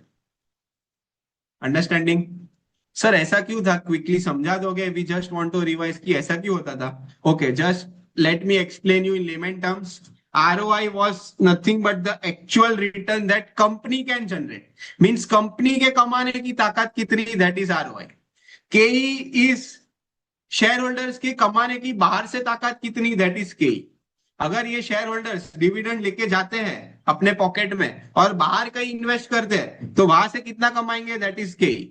And वही dividend अगर company retain करती है अपने पास, कंपनी री इन्वेस्ट करती है, तो कंपनी की कमाने की कैपेसिटी कितनी, that is ROI. Are you following in a very layman term so that you get quickly revise the concept? So let's say company is having earning capacity of 15%. यानी कि ये जो प्रॉफिट कमाया ना, इस ये प्रॉफिट का 15% कर सकती है कंपनी. अगर ये प्रॉफिट आपको दे दिया, ये आपको मीन शेयर होल्डर को दे दिया, तो share holder would have earn let's say 10% from this profit. Are you following? So can I say it is better that funds remain with company because company के पास ज्यादा कमाने की कैपेसिटी है, ज्यादा कमाने के पावर्स है. Company has more earning power. Understanding? So that's why it is in the best interest of the shareholder to pay 0% dividend and let company retain it. Let company reinvest this retained earnings and grow at 15% rather than you grow at 10%. Clear? So that's why the optimum payout ratio when ROI is greater than KE was 0%. Okay. On the contrary, let's say company is having earning capacity of 15%, but you yourself are self-worthy to earn 20% from outside. Okay? So if company retains with itself, it can generate 15% return. But if same profit is distributed to shareholders as dividends, they can earn 20% from outside. So it is in the best, again in the best interest of the shareholders कि भाई आप dividend लेके जाओ, pay entire percent dividend to the shareholders, let them earn 20% from outside. Are you understanding everyone? So that's why pay 100%, retain 0%. Clear? So this was a quick understanding or conclusion of Walter's model or nothing approach. ठीक है? Gordon's model. Gordon's model formula given by Gordon was P0 is nothing but D1 upon KE minus G. D1 was expected dividend in year one. Expected dividend in year one. KE is the, KE you already know, it is the expected return expectation of shareholders, and G is growth rate.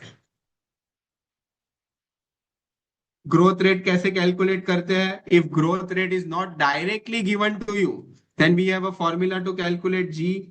It is nothing but ROE into retention ratio. ठीक है? इसका logic भी, ये formula का logic भी मैंने हमारे normal एलवीसी classes में समझाया हुआ है, और you have already learn this in cost of capital chapter. Clear everyone? So this was how Gordon's formula was used. ठीक है? सो अगेन अगर गॉर्डन्स फॉर्मूला आप ध्यान से देखो तो it is totally dependent on dividend only. So अगर ये डिविडेंड आने वाले साल में डिविडेंड अमाउंट चेंज होगा, let's say for example if the dividend payout ratio is 20% and D1 at 20% comes to rupees 5. Now let's say I'm changing this payout ratio from 20% to 50%. So let's say a random number, this comes to rupees 8. So can I say if D changes, answer of price will change? Are you following? Because Gordon's formula is based on the concept of future dividend only. So if dividend amount changes, then obviously current price will change. This is what Gordon is trying to say. But अगर आपको याद आ रहा हो तो Gordon's formula is actually derived from valuation of share concept using dividend discounting techniques. याद आ रहा है valuation of share? Value, why do we value a share? So that we can compare with actual price. Are you following? So let's say value means a worth of a share according to your calculation. So let's say according to you, a worth of Reliance share is 500. But oh, actually it is trading in stock market at 1000 rupees. So can I say it is overvalued? You will not buy the share. So why do we value a share? So that you can compare with actual price and decide whether to buy or not. Clear everyone? So valuation of share के लिए I have explained you कि valuation of a share is a very vast concept. In itself, it is a huge ocean. There are numerous valuation models that can be used to value a share. And one such model that is relevant at CA inter level is dividend discounting technique. कौन सी थी? Dividend discounting technique. And what was the core principle of dividend discounting model? So as per dividend discounting model, value of a share today is nothing but present value of all future dividends.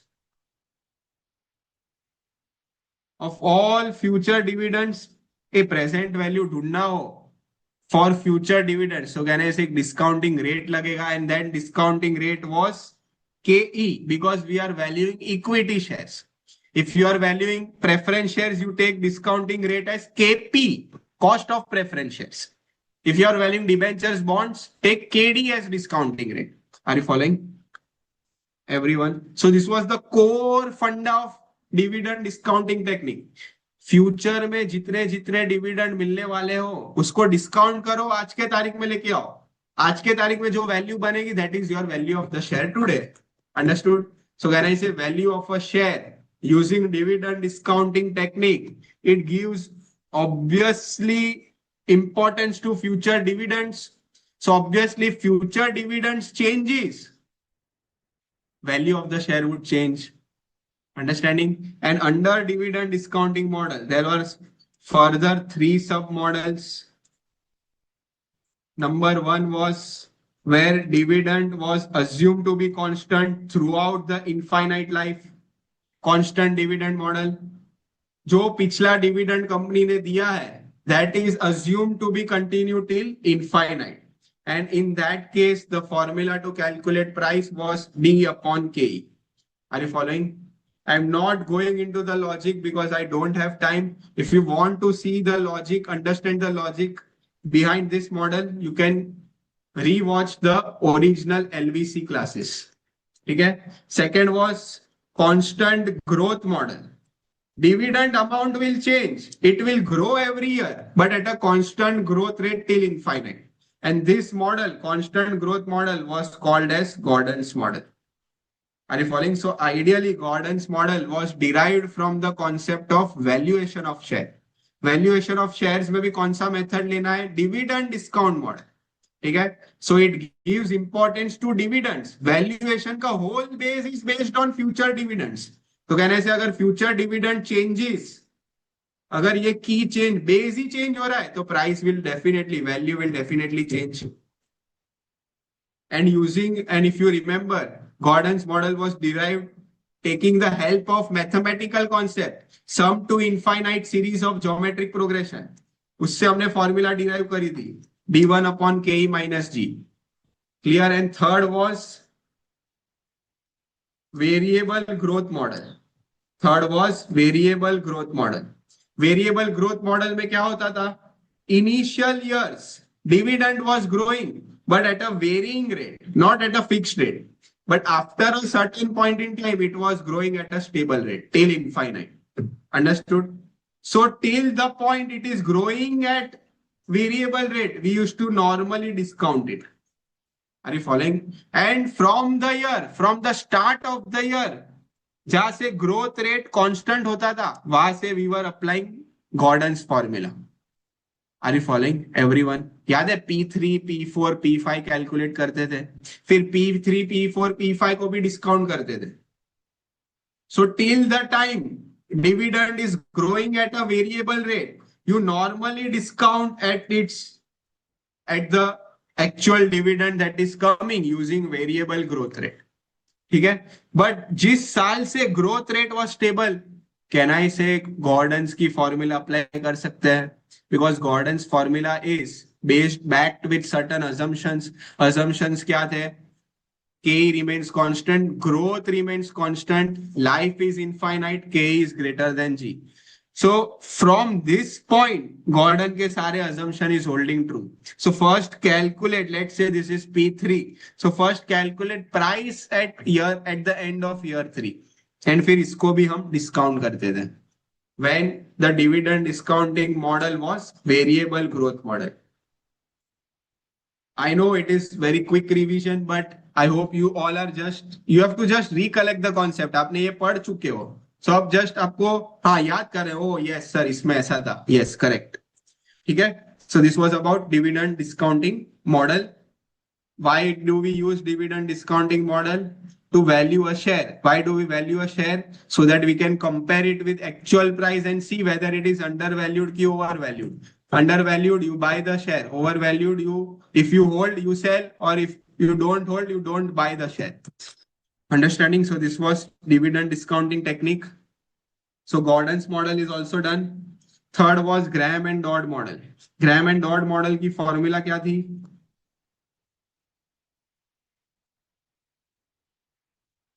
Graham and Dodd model की formula थी P0 is equal to D plus E by 3 into multiplier. The logic behind Graham and Dodd model was, if you recollect, out of 5 investors, 4 investor ऐसे थे जिसको आज dividend receive करने में interest ज्यादा था. They were not interested that company retains this profit, company reinvest this profit for some year and then grow it and then pay after 10-15 years. Are you following? So Graham and Dodd model का whole funda is dividend should have more weightage than retained earnings, because shareholders, investors are more interested in receiving the dividend today rather than retaining it, reinvesting it for some years and then paying the dividend after 10-15 years, let's say for examples. Clear? So Graham and Dodd model, again, if D changes, obviously price will change, because Graham and Dodd also believes price is based on dividends. Investors are more concerned with dividend. Clear everyone? So this was Graham and Dodd model. Then we come to no side MM model. MM model की formula थी P0 is equal to D1 plus P1 upon 1 plus K raised to 1. ठीक है? A 1 plus K raised to 1 is nothing but discounting year 1 के cash inflows. So MM was of the opinion, don't go for long future. आने वाले साल में क्या dividend मिलने वाला है और आने वाले साल में इस शेयर की प्राइस क्या हो सकती है. You calculate that, you discount that and find the price today. Clear everyone?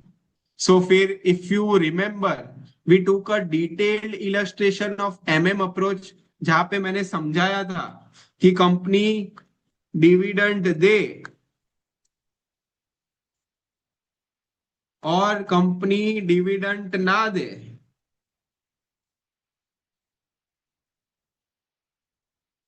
wealth was remaining same. Shareholders की wealth was remaining same. Not just the wealth of shareholders. Even we learned that value of the firm was remaining same. Clear everyone? अगर याद आ रहा हो तो there were some investment proposals in the coming year, earnings expected in the coming year. फिर हम P1 calculate करते थे. We used to calculate fresh number of equity shares that were required. I hope you all are recollecting. Clear everyone? So in short, the formula given by MM was D1 plus P1 upon 1 plus K. Don't foresee long future. आने वाले साल में कितना dividend है और कितना price हो सकता है उसको डिस्काउंट करो and calculate the value of the share today. The whole funda of MM was very simple. Let me just give the whole logic of MM. Very simple. Can I say this is let's say this is company X की balance sheet. A balance sheet, company की balance sheet asset side में there would be some current assets. अच्छा, current asset के अंदर there would be some cash bank balance. Correct? Okay. So let's say this is the cash bank balance. And let's say the company is owned by 5 shareholders, 4 shareholders.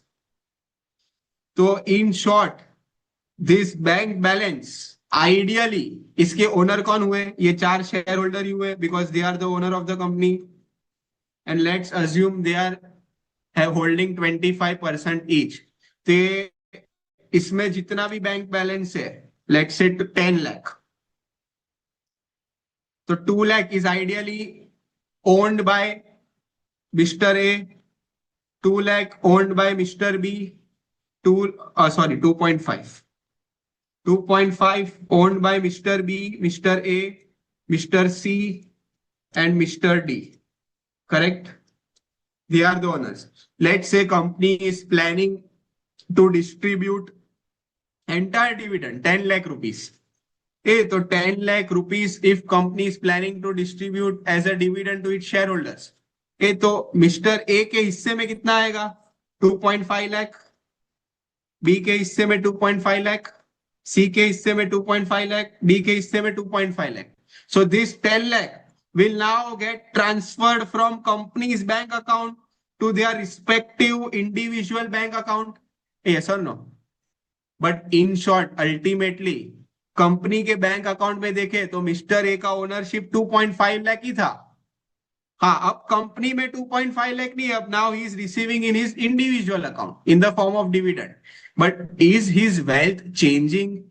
It is a mere transfer of money from company's bank account to individual bank account. Are you following? उससे wealth नहीं बढ़ती.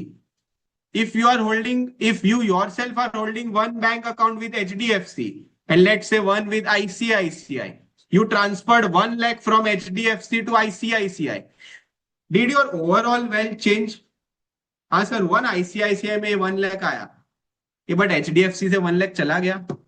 Understanding? So overall wealth remain same. Had this 10 lakh been with the company, तो 2.5 लाख मेरा ही wealth था company में. Are you following? मेरा ही हिस्सा था कंपनी में. हाँ, अब कंपनी में से डिविडेंड के रूप में आपके पर्सनल अकाउंट में आ गया, but wealth is not increasing. This is what MM is trying to say, that dividend is a mere transfer of funds from company's bank account to individual bank account. So if a mere transfer of funds happen, wealth does not change, wealth remains same. Clear? This was the whole logic of MM model. Okay. फिर हम आते हैं Lintner's model. Lintner's model was actually based on some practical survey that Mr. Lintner had undertaken. तो उसने क्या किया था? अलग अलग कंपनी के अलग अलग फाइनेंशियल मैनेजर्स का सर्वे किया था about dividend. He prepared one questionnaire. उस क्वेश्चनर में सारे डिविडेंड रिलेटेड क्वेश्चंस थे and he undertook a survey of different financial managers across multiple industries. उस सर्वे का कंक्लूजन क्या आया था? So there were certain conclusions drawn by Lintner. Lintner का conclusion number 1 was every financial manager had a target dividend payout ratio. सब financial manager के दिमाग में एक टारगेट पे आउट रेशियो होता था that they want to achieve. Are you following? हाँ, सब फाइनेंशियल मैनेजर के दिमाग में सेम पे आउट रेशियो नहीं होगा. Financial manager A would have 20% target pay out ratio in the coming year. You as a financial manager would have 50% target payout ratio. I would have 40% target payout ratio. This payout ratio may differ from FM to FM. But सबके मन में, mind में, there was some target. This was the whole point.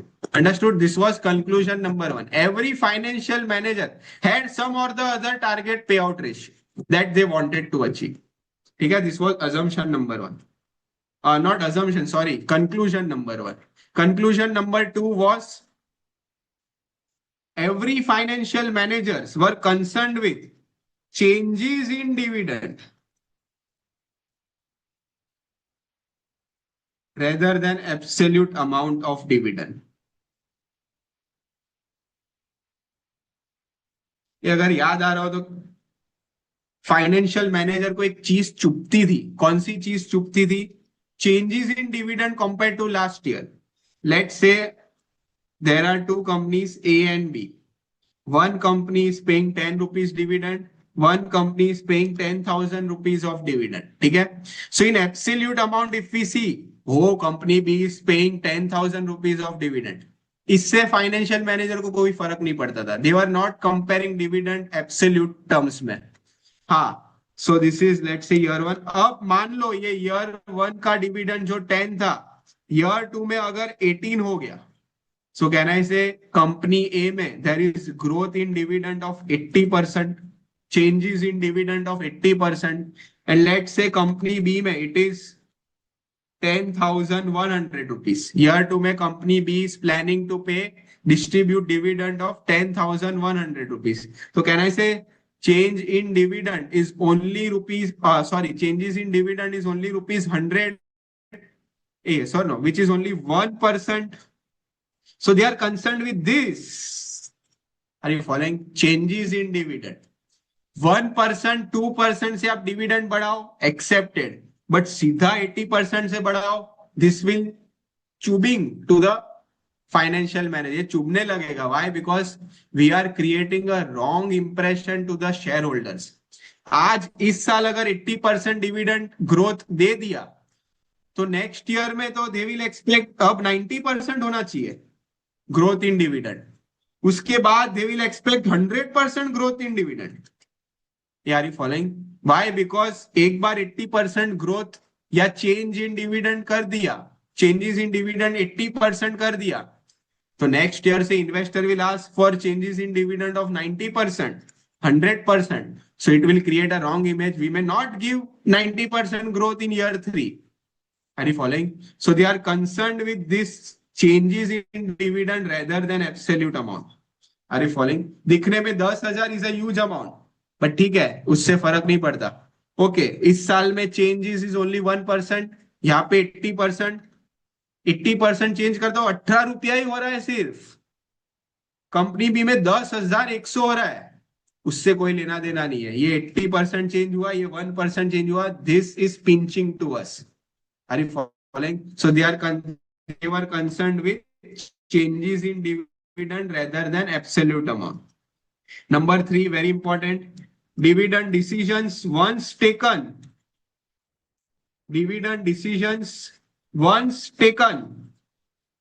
were unlikely to be reversed.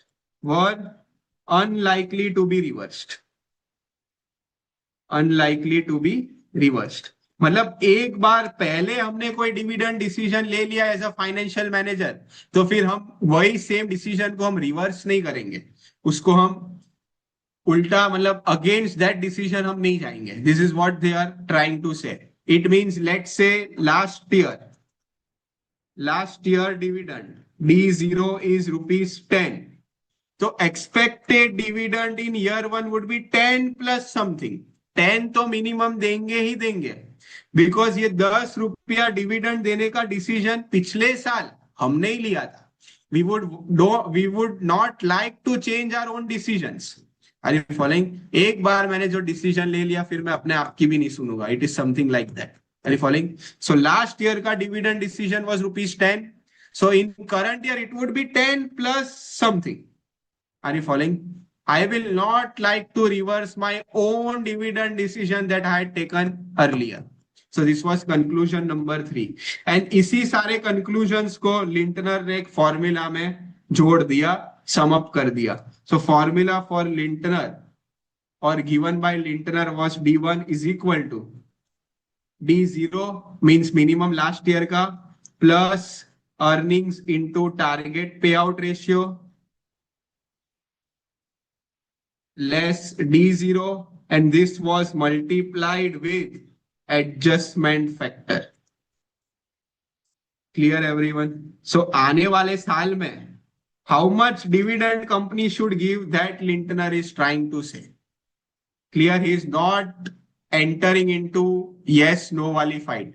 Company को practically dividend कितना देना चाहिए उसकी मैं फॉर्मूला दे सकता हूं। एंड इस फॉर्मूला का again logical explanation, what is adjustment factor, EPS into target pay out ratio minus D0, ये क्यों किया, इंटू एडजस्टमेंट फैक्टर, ए क्या होता है, ये सब मैंने नॉर्मल एलवीसी में समझाया हुआ है। ठीक है, so I will not again go into that logic. We will just quickly see, this is a revisionary part.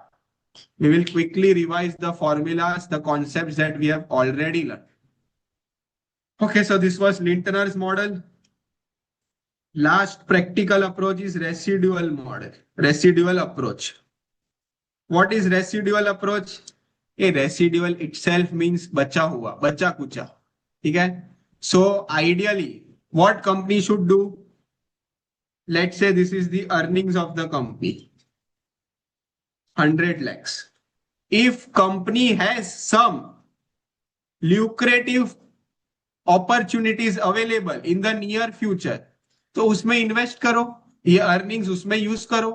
So let's say company is having some good opportunities in coming few years, and but it requires investment of 50 lakhs. Okay, so use current earnings for investment purpose first. पहले earnings उसमें आप use करो 50 लाख. फिर if balance is left over, you can distribute this as a dividend. Residual earning to be distributed as dividend. First, invest for expansion purpose, invest for reinvestment purpose, invest for future growth purpose, invest in lucrative projects in the near future, available in the near future. Still balance is left, you can pay the dividend. This is residual approach. Bacha hua balance you distribute as dividend. Clear? So this all were the concepts that we have learned, formulas that we have learned under dividend decisions. Clear, everyone? Understood? So we quickly revised the concepts of dividend decision as well. अब मुझे एक आध सम तो आपको करवाना ही है सितंबर 26 RTP attempt से, so that और अच्छे से क्लैरिटी मिल जाए. If we take numbers, if we implement some numbers in our understanding, the clarity is better and fast. So everyone please open RTP. If we don't have time, we will just quickly revise the questions on dividend decision and investment decision. Quickly open RTP for September 2026 attempt. Let's see investment decision wala question. Yes, question number 7.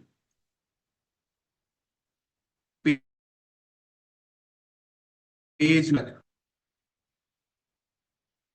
अच्छा, dividend decision का भी question है. Yes, question 6 is on dividend decision. So let's first target dividend decisions. The stock of firms A and B are considered to be equally risky. Okay, so दो firm है, दो stock means shares. So दोनों are equally risky means both the companies are likely similar to each other. Investors expect the share of firm A, which does not intend to pay any dividend, to be worth 100 1 year from now. Oh, so first paragraph से मुझे ये पता चला कि there are two firms which are maybe similar as far as risk is concerned. Firm A does not pay dividend. A means इतना सब लिखू, इससे अच्छा ऐसा लिखू D is equal to 0.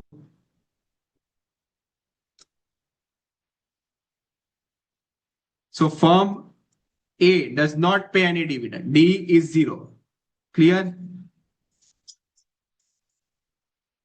And the expected price at the end of year 1, year 1 year from now means year 1, कितना है expected price? P1 is 100. ठीक है? So this is the data that I got to know from paragraph 1. Likewise, similarly, investors expect a total payoff of rupees 100 from the share of firm B after year 1. Okay, what does this line mean? मतलब अगर आप year 1 के बाद firm B का share cell करते हो तो पे ऑफ मतलब आपको पैसा कितना मिलेगा, 100 रुपीज। ये तो कहना है इसे P1 for firm B is also 100। Yes और नो? ईयर वन के बाद एक इन्वेस्टर फर्म बी का शेयर बेचता है, तो how much payoff he will receive, 100 rupees. तो कहने से payoff is nothing but price at the end of year one. Yes और नो? हाँ, बट वो ईयर वन का प्राइस इट कॉम्प्राइजेज रुपीज। अच्छा, total payoff means how much amount he will get, 100 rupees he will get 100 rupees, उसमें 10 रुपया in the form of dividend income and 90 in the form of expected share price.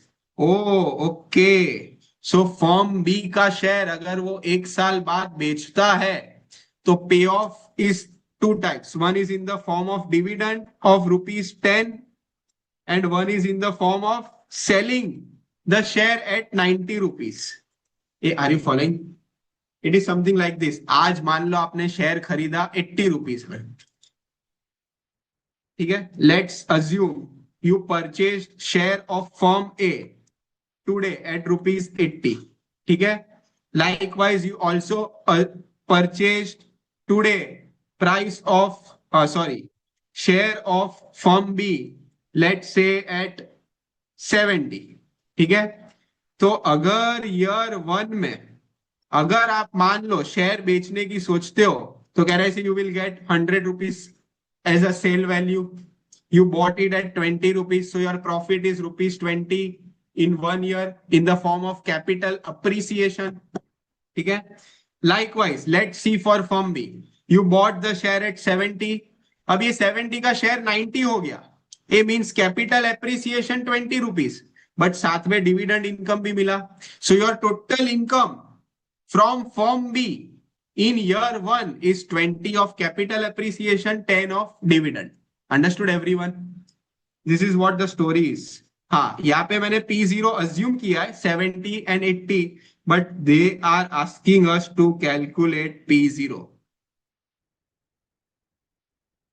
Dividends are taxed at 25%। It means ये जो 10 रुपया आपको मिला है ना, this is your dividend income, but this is taxed at कितना परसेंट था, भूल गया, 25%। यस और no? So if this is tax at 25%, your net income would be 10 कमाया, 2.5 रुपया गवर्नमेंट को दे दिया, तो net income is 7.5 rupees. Yes और नो? बिकॉज 10 तो डिविडेंड आया बट सामने 25% टैक्स भी चुका दिया, सो नेट आपके जेब में 7.5% आया, सॉरी 7.5 रुपीज आया in the form of dividend income. Okay, correct. And capital gains are tax at 12%। It means what is capital gains? Capital gains is sale value purchase value, this amount 90 minus 70, this is capital gains, capital appreciation, इस पे कितना tax लगेगा? 12%। So in my present example if you see at the screen, current capital gain is 20 rupees, but they are saying this will be tax at 12%। मतलब आपने 20 कमाया तो इस पे 20 का 12%, 12% means 12, 2.4 rupees you have to pay as a tax. Are you following? So net जेब में आपके पास कह रहा है इसे 20 minus 2.4 ही रहा in the form of income.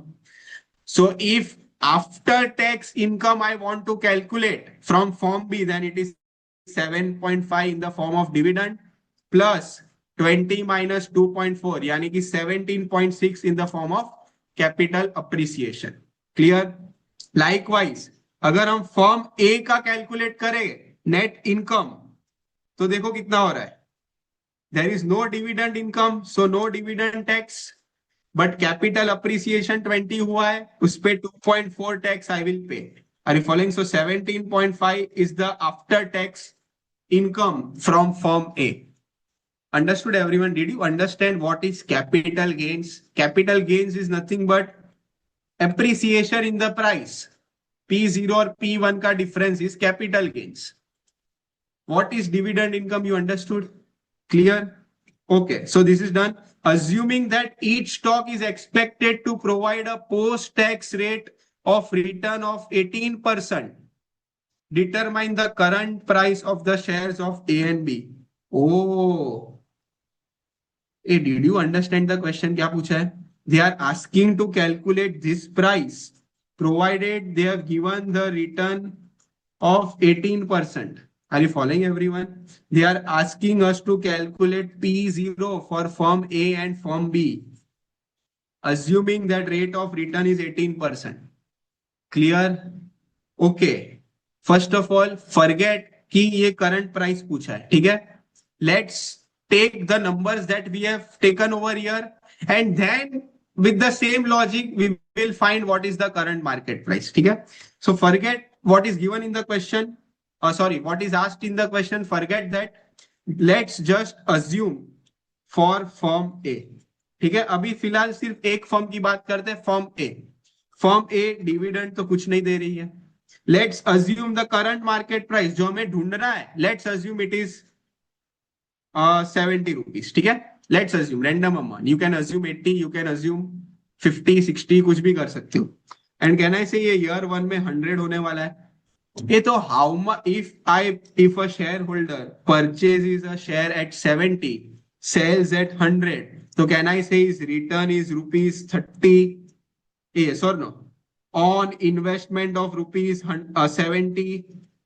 70 rupees invest किया. ये 70 रुपीज इन्वेस्ट करके कमाई कितना हुआ? 30 rupees in the form of capital gains. yes or no? into 100. Correct. But ये 30 रुपीज तो आपने कैपिटल गेन्स में कमाया है. सामने you will pay some taxes in the form of capital gains. So 30 rupees तो आपके जेब में आएगा, बट जेब से जाएगा भी सही 12%. yes or no?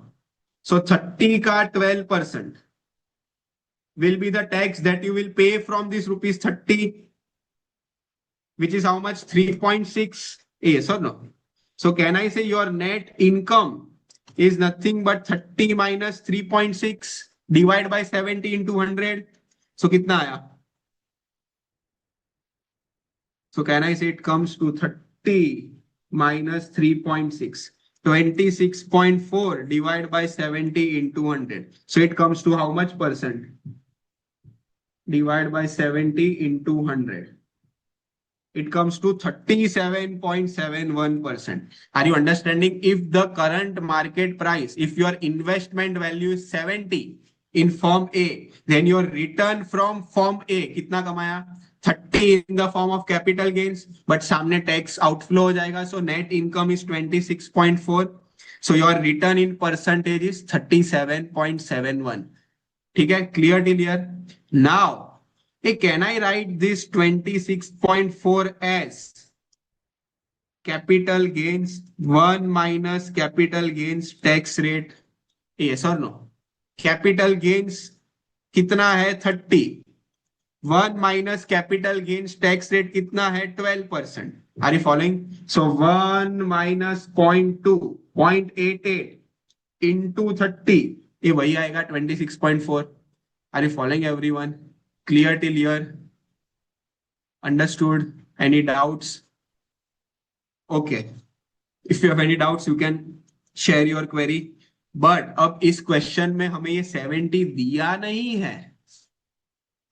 Can I say they are asking us to find this 70, provided this 37.71% का data is given, it is 18%. Are you following? ये आपको दिया हुआ है क्वेश्चन में अब कि ये 18% है, तो how much would be this amount? This is what they are asking. Are you understanding, everyone? Clear? क्या पूछा है? So they are asking us to calculate P0. ये 70 अब भूल जाओ दिया है. It is nothing but your X. Clear? Let's say P0 is X. So can I say capital gains is nothing but X minus 100? अच्छा, capital gains post tax is X minus 100. 1 minus capital gains tax. Yes or no? So now let's, with the same logic, let's prepare the formula. How much would be my return? My return would be,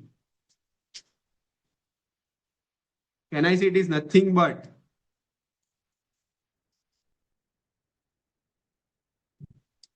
capital appreciation. Capital appreciation is X minus 100. ये capital gains हुआ, ठीक है, on the investment of rupees X. ठीक है, your P0 is X.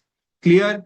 Into 100 करेंगे तो return मिलेगा, and this return is nothing but 18, which is already given to you. Are you following? That return from firm A is 18%. This is what they are trying to say. Not just from firm A, but from firm B as well. So let's say P0 is X. So my capital gains comes to X minus 100. On this capital gains I've earned on the investment of rupees X. ठीक है, and overall return calculate करें तो 18% आ रहा है. Clear. But ये capital gains पे can I से आई will पे 12%. सो ये कैपिटल गेन्स तो आया, बट इस पे मैं 12% चुकाऊंगा. So my post tax would be 1 minus capital gains tax. Are you following everyone? 1 minus capital gains tax. Clear? So it is nothing but 18 is equal to X minus 100, 1 minus 0.12 divided by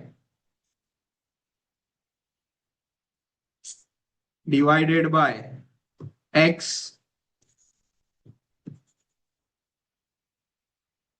into 100 divided by X into 100. ठीक है, 100 ये side लेके आएंगे तो 0.18 is equal to 0.88x minus 88 divided by x. Clear.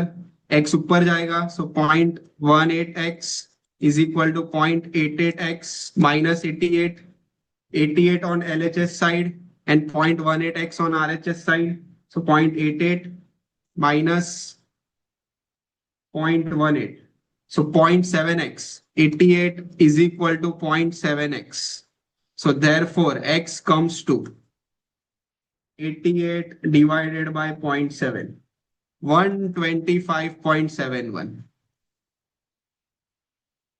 Or I did some mistake or what?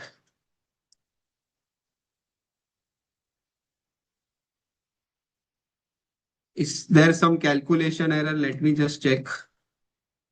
Question 6 का solution.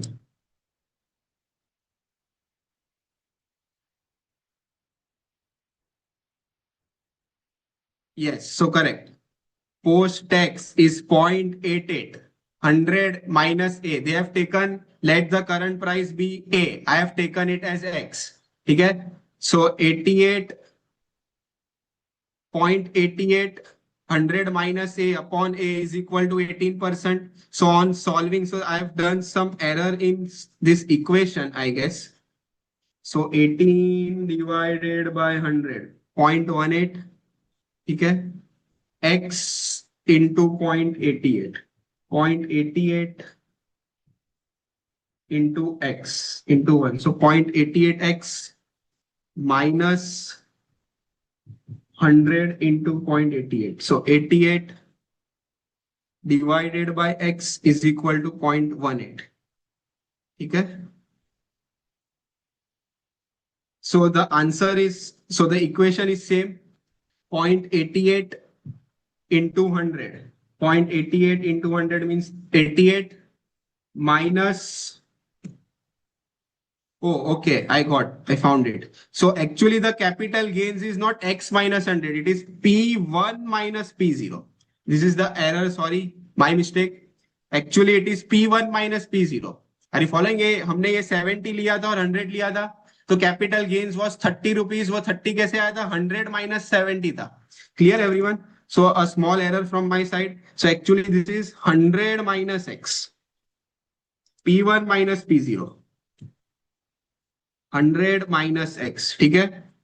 So this comes to, अरे यार hang हो गया.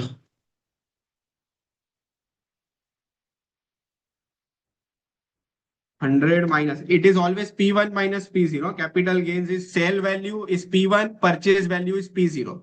So capital gains always sale value minus purchase value. So this is again 100 minus X.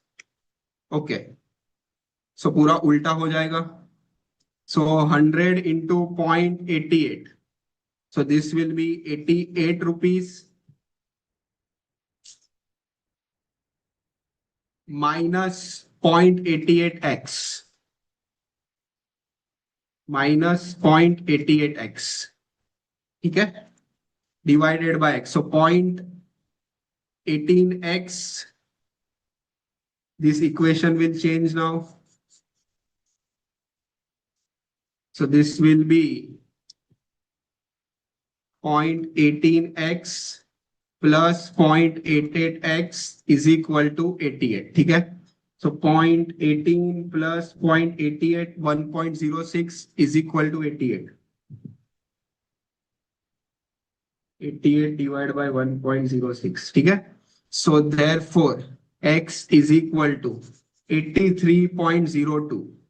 ठीक है, so your current market price would be 83.02. It means आपने खरीदा 83.02 में, आपने बेचा 100 में. आपने खरीदा 83.02 में, बेचा 100 में, means capital gain of how much? 16.98. So this is capital gain that you will receive from the share from due to capital appreciation. अब ये 16.98 में आप पहले 12% गवर्नमेंट को चुका दोगे. Are you following? So 12% government will take. So 2.04, 16.98 minus 2.04. Net inflow to you is 14.94 on the investment of 83.02. Clear everyone? So this is how you find current market price for firm A. 83.02. 83.02. Likewise, let's take a data for firm B.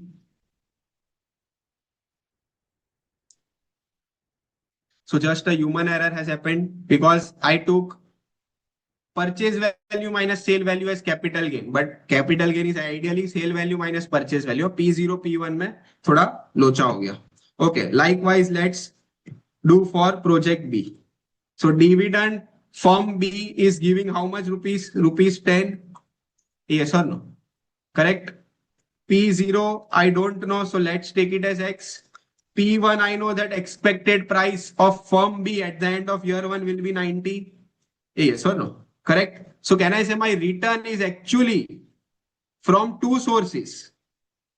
One is capital appreciation. It means 90 minus X का capital gains. हाँ, plus some taxes. Plus, can I say dividend income? 10 rupees. This is my whole return on investment of X. Yes or no? I'm investing X rupees. Na, see, investment amount is the current market price that you will invest in firm B. So X rupees and into 100 karenge, you will get return, and firm B is also giving return of 18%. ठीक है, because both are identical as far as risk is concerned. ठीक है, so दोनों की expectation same ही होगी. From so investor की expectation from both the firm would be same because risk same है. Clear? And they have also specified in the question as well. Okay. Now, so 90 minus X is your capital gains income, capital appreciation. This 10 is your dividend income. But can I say दोनों income में कुछ ना कुछ tax लग रहा है? Capital gains में there is 1 minus T, 1 minus 0.12. Means ये capital gains जो भी कमाया उसका net inflow हमारे जेब में तो 88% ही रहता है. 12% तो हम गवर्नमेंट को दे रहे हैं. ठीक है, एंड लाइकवाइज डिविडेंड 10 रुपया तो आया, बट इसमें से 25% तो हम गवर्नमेंट को दे देंगे. सो नेट जेब में तो 75% ही रहा. Are you following? The net post tax return is 1 minus T. Correct? So on solving this equation, if you check the equation, 0.88, 90 minus B plus 0.75. ठीक है, so they have taken price as B. I have taken it X only. ठीक है, so here can I say it will be 0.18 और X को ऊपर ले जाओ तो 0.18X. 90 into 0.88 कितना होगा? 90 into 0.88. So it comes to 79.2 minus 0.88X plus 10 into 1 minus 0.25 means 10 into 0.75, 7.5 आएगा. So this is my total income, net post-tax income from firm B on investment of X. Sorry, X तो ऊपर मैंने ले लिया, 0.18x कर दिया मैंने. ठीक है. So 0.18x is equal to 79.2 plus 7.5, 154.2. And 0.88x ये साइड लेके जाओ तो 0.18 plus 0.88, 1.06x is equal to 154.2. X is equal to P0 is equal to 154.2 divided by 1.06, 145.47 rupees. Clear है कोई? Again I did some mistake. क्या हो रहा है?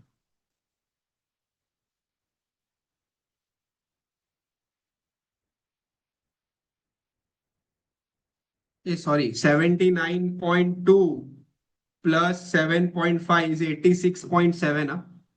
I don't know what my mobile is doing on Calci. 79.2 plus 7.5.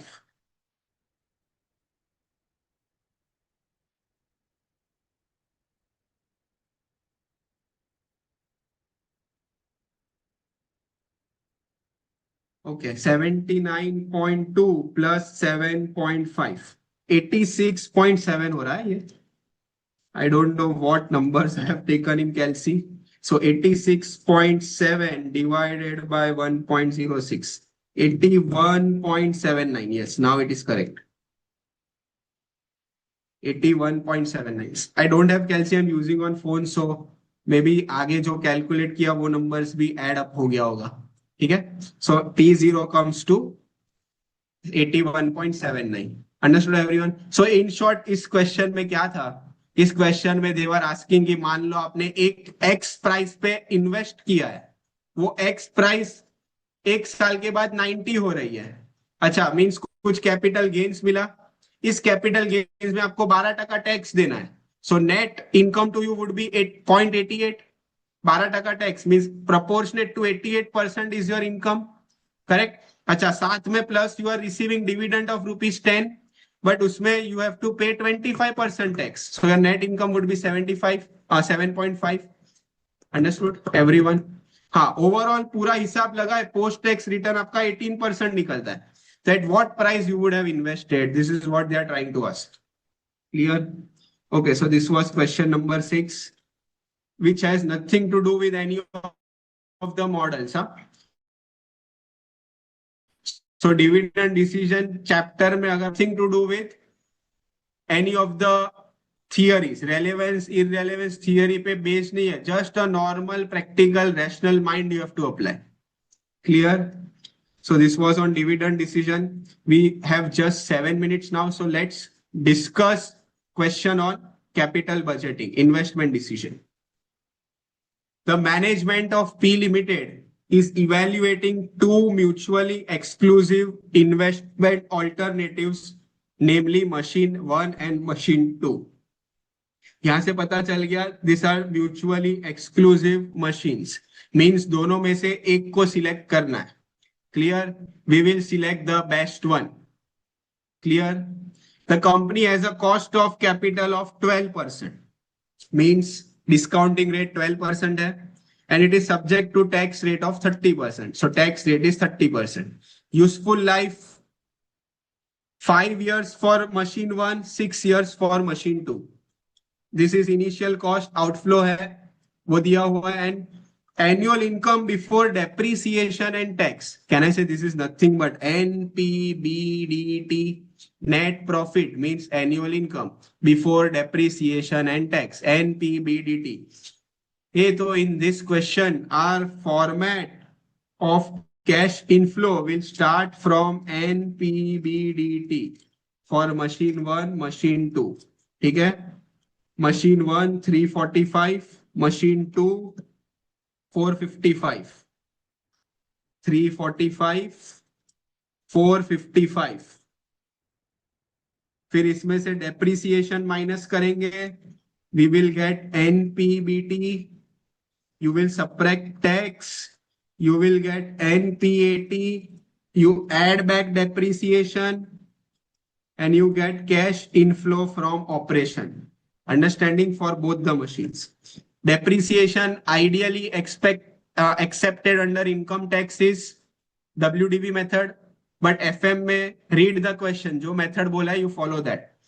Depreciation is to be charged on SLM basis. So सीधा 10 divided by 5 for machine A. Can I say 2 lakh rupees? So this comes to 145. Tax is 13%. 30%, sorry.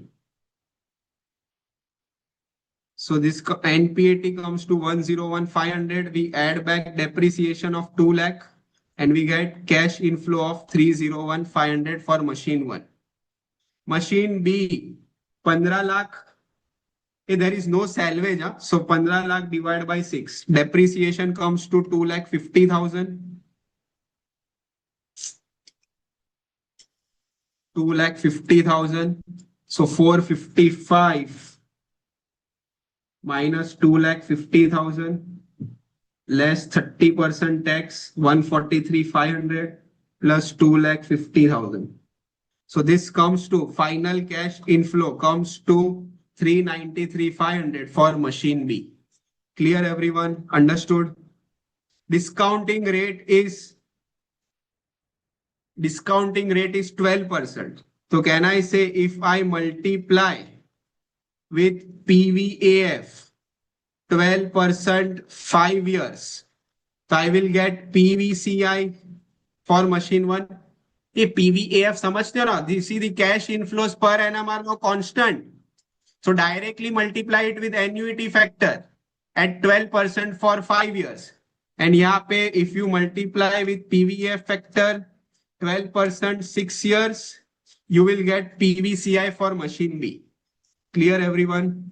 And PVCI में से अगर हम PVCO minus करते हैं तो we will get NPV. Clear? So this is step 1. They have asked you ना to calculate NPV as well. देखो NPV भी पूछा है, discounted payback period भी पूछा है. तो discounted payback period के लिए हम क्या करेंगे?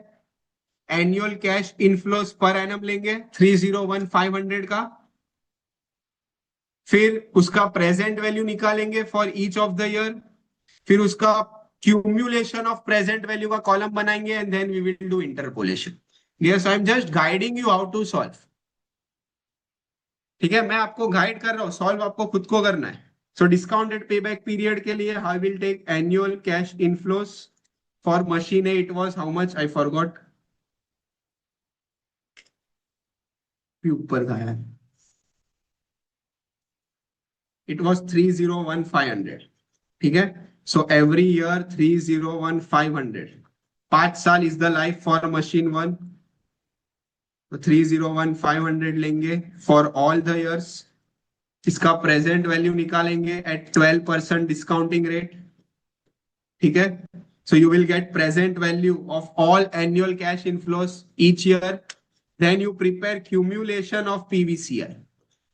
फिर ट्रेस करो, then follow normal 2-step process just like we do for payback period. Trace where your original investment of 10 lakh for machine A, machine 1 is getting recovered. एक बार आपने वो साल, कौन से साल के बीच payback initial investment is getting recovered वो find कर लिया, then do interpolation. Clear? So you will get discounted payback period. Third क्या पूछा है? IRR. ठीक है, सो थर्ड ये they are asked you to calculate IRR. So IRR के लिए again at 12% you will get some amount of NPV, either positive either negative.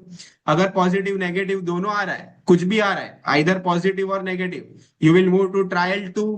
Trial two again can come anything. ठीक है, accordingly you decide the range, accordingly you do the interpolation and calculate IRR. Clear everyone? So let's. फिर क्या पूछा है? Based on the results obtained recommend which machine should be selected. So पहले आप discounting period, discounted payback period calculate करना. Discounted payback period calculate करके compare करना किस मशीन का discounted payback period is less. So give rankings accordingly. ठीक है? So let's check the solution. This is question 7. See, can you see annual cash inflow 301 and 393 500? फिर उन्होंने पहले क्या कैलकुलेट किया है? पहले they have calculated discounted payback period. Present value ढूंढा, क्यूम्युलेटिव ऑफ प्रेजेंट वैल्यू ढूंढा, लोकेट किया 10 lakh original investment. Can I say for machine 1 it is getting recovered between year 4 and 5. So discounted payback period comes to 4.5 years approx. Likewise, project B is costing 15 lakh. It is getting recovered between year 5 and year 6. So project B ka discounted payback period comes to 5.41 years. NPV I already explained you. Machine A ka it would come 86,909 PVCI minus PV0 PVCO, and likewise for machine 2 it will be 118074. So as per NPV technique machine B is having more NPV. फिर trial and error से आपको IRR मिलेगा. So IRR for project B for machine A is coming 15.46. IRR for machine 2 is coming 14.47. So again, from IRR perspective, machine A is having better ranking. From discounted payback period technique, machine 1 better. From NPV, machine 2 is better. Are you following? See, this is 1 and 2 is not of machine, ये ranking है. 1 and 2 is of ranking over here. So discounted payback period technique में best कौन सा है? machine 1. NPV technique में best कौन सा है? मशीन 2. IRR में बेस्ट कौन सा है? Machine 1. Since machine 1 has better ranking than machine 2, machine 1 should be selected. Clear everyone? So they have just done absolute comparison over here. मैं personally होता in my practical life मैं क्या करता? Can you see the life is different? Machine 1 has 5 years, machine 2 is 6 years. So outright comparison is thoda irrational, illogical, correct? What I would have done in my practical life, I would have first bring the life of the two machines at comparable point using equivalent annualized criteria. ठीक है? NPV divide by PVAF करता and NPV per year ढूंढता, then check करता मैं. Clear everyone? But again, it is FM is all about different perspective, different opinions, different view based on certain assumptions, based on certain factors. So accordingly, nothing is wrong in FM. You just write a note about it. Okay, alternatively, this can also be done by using the method of equivalent annualized criteria since life is unequal. Clear everyone? So again, different perspective accepted in FM. There is no standard rule, no standards like accounting that we have to follow in FM. ठीक है?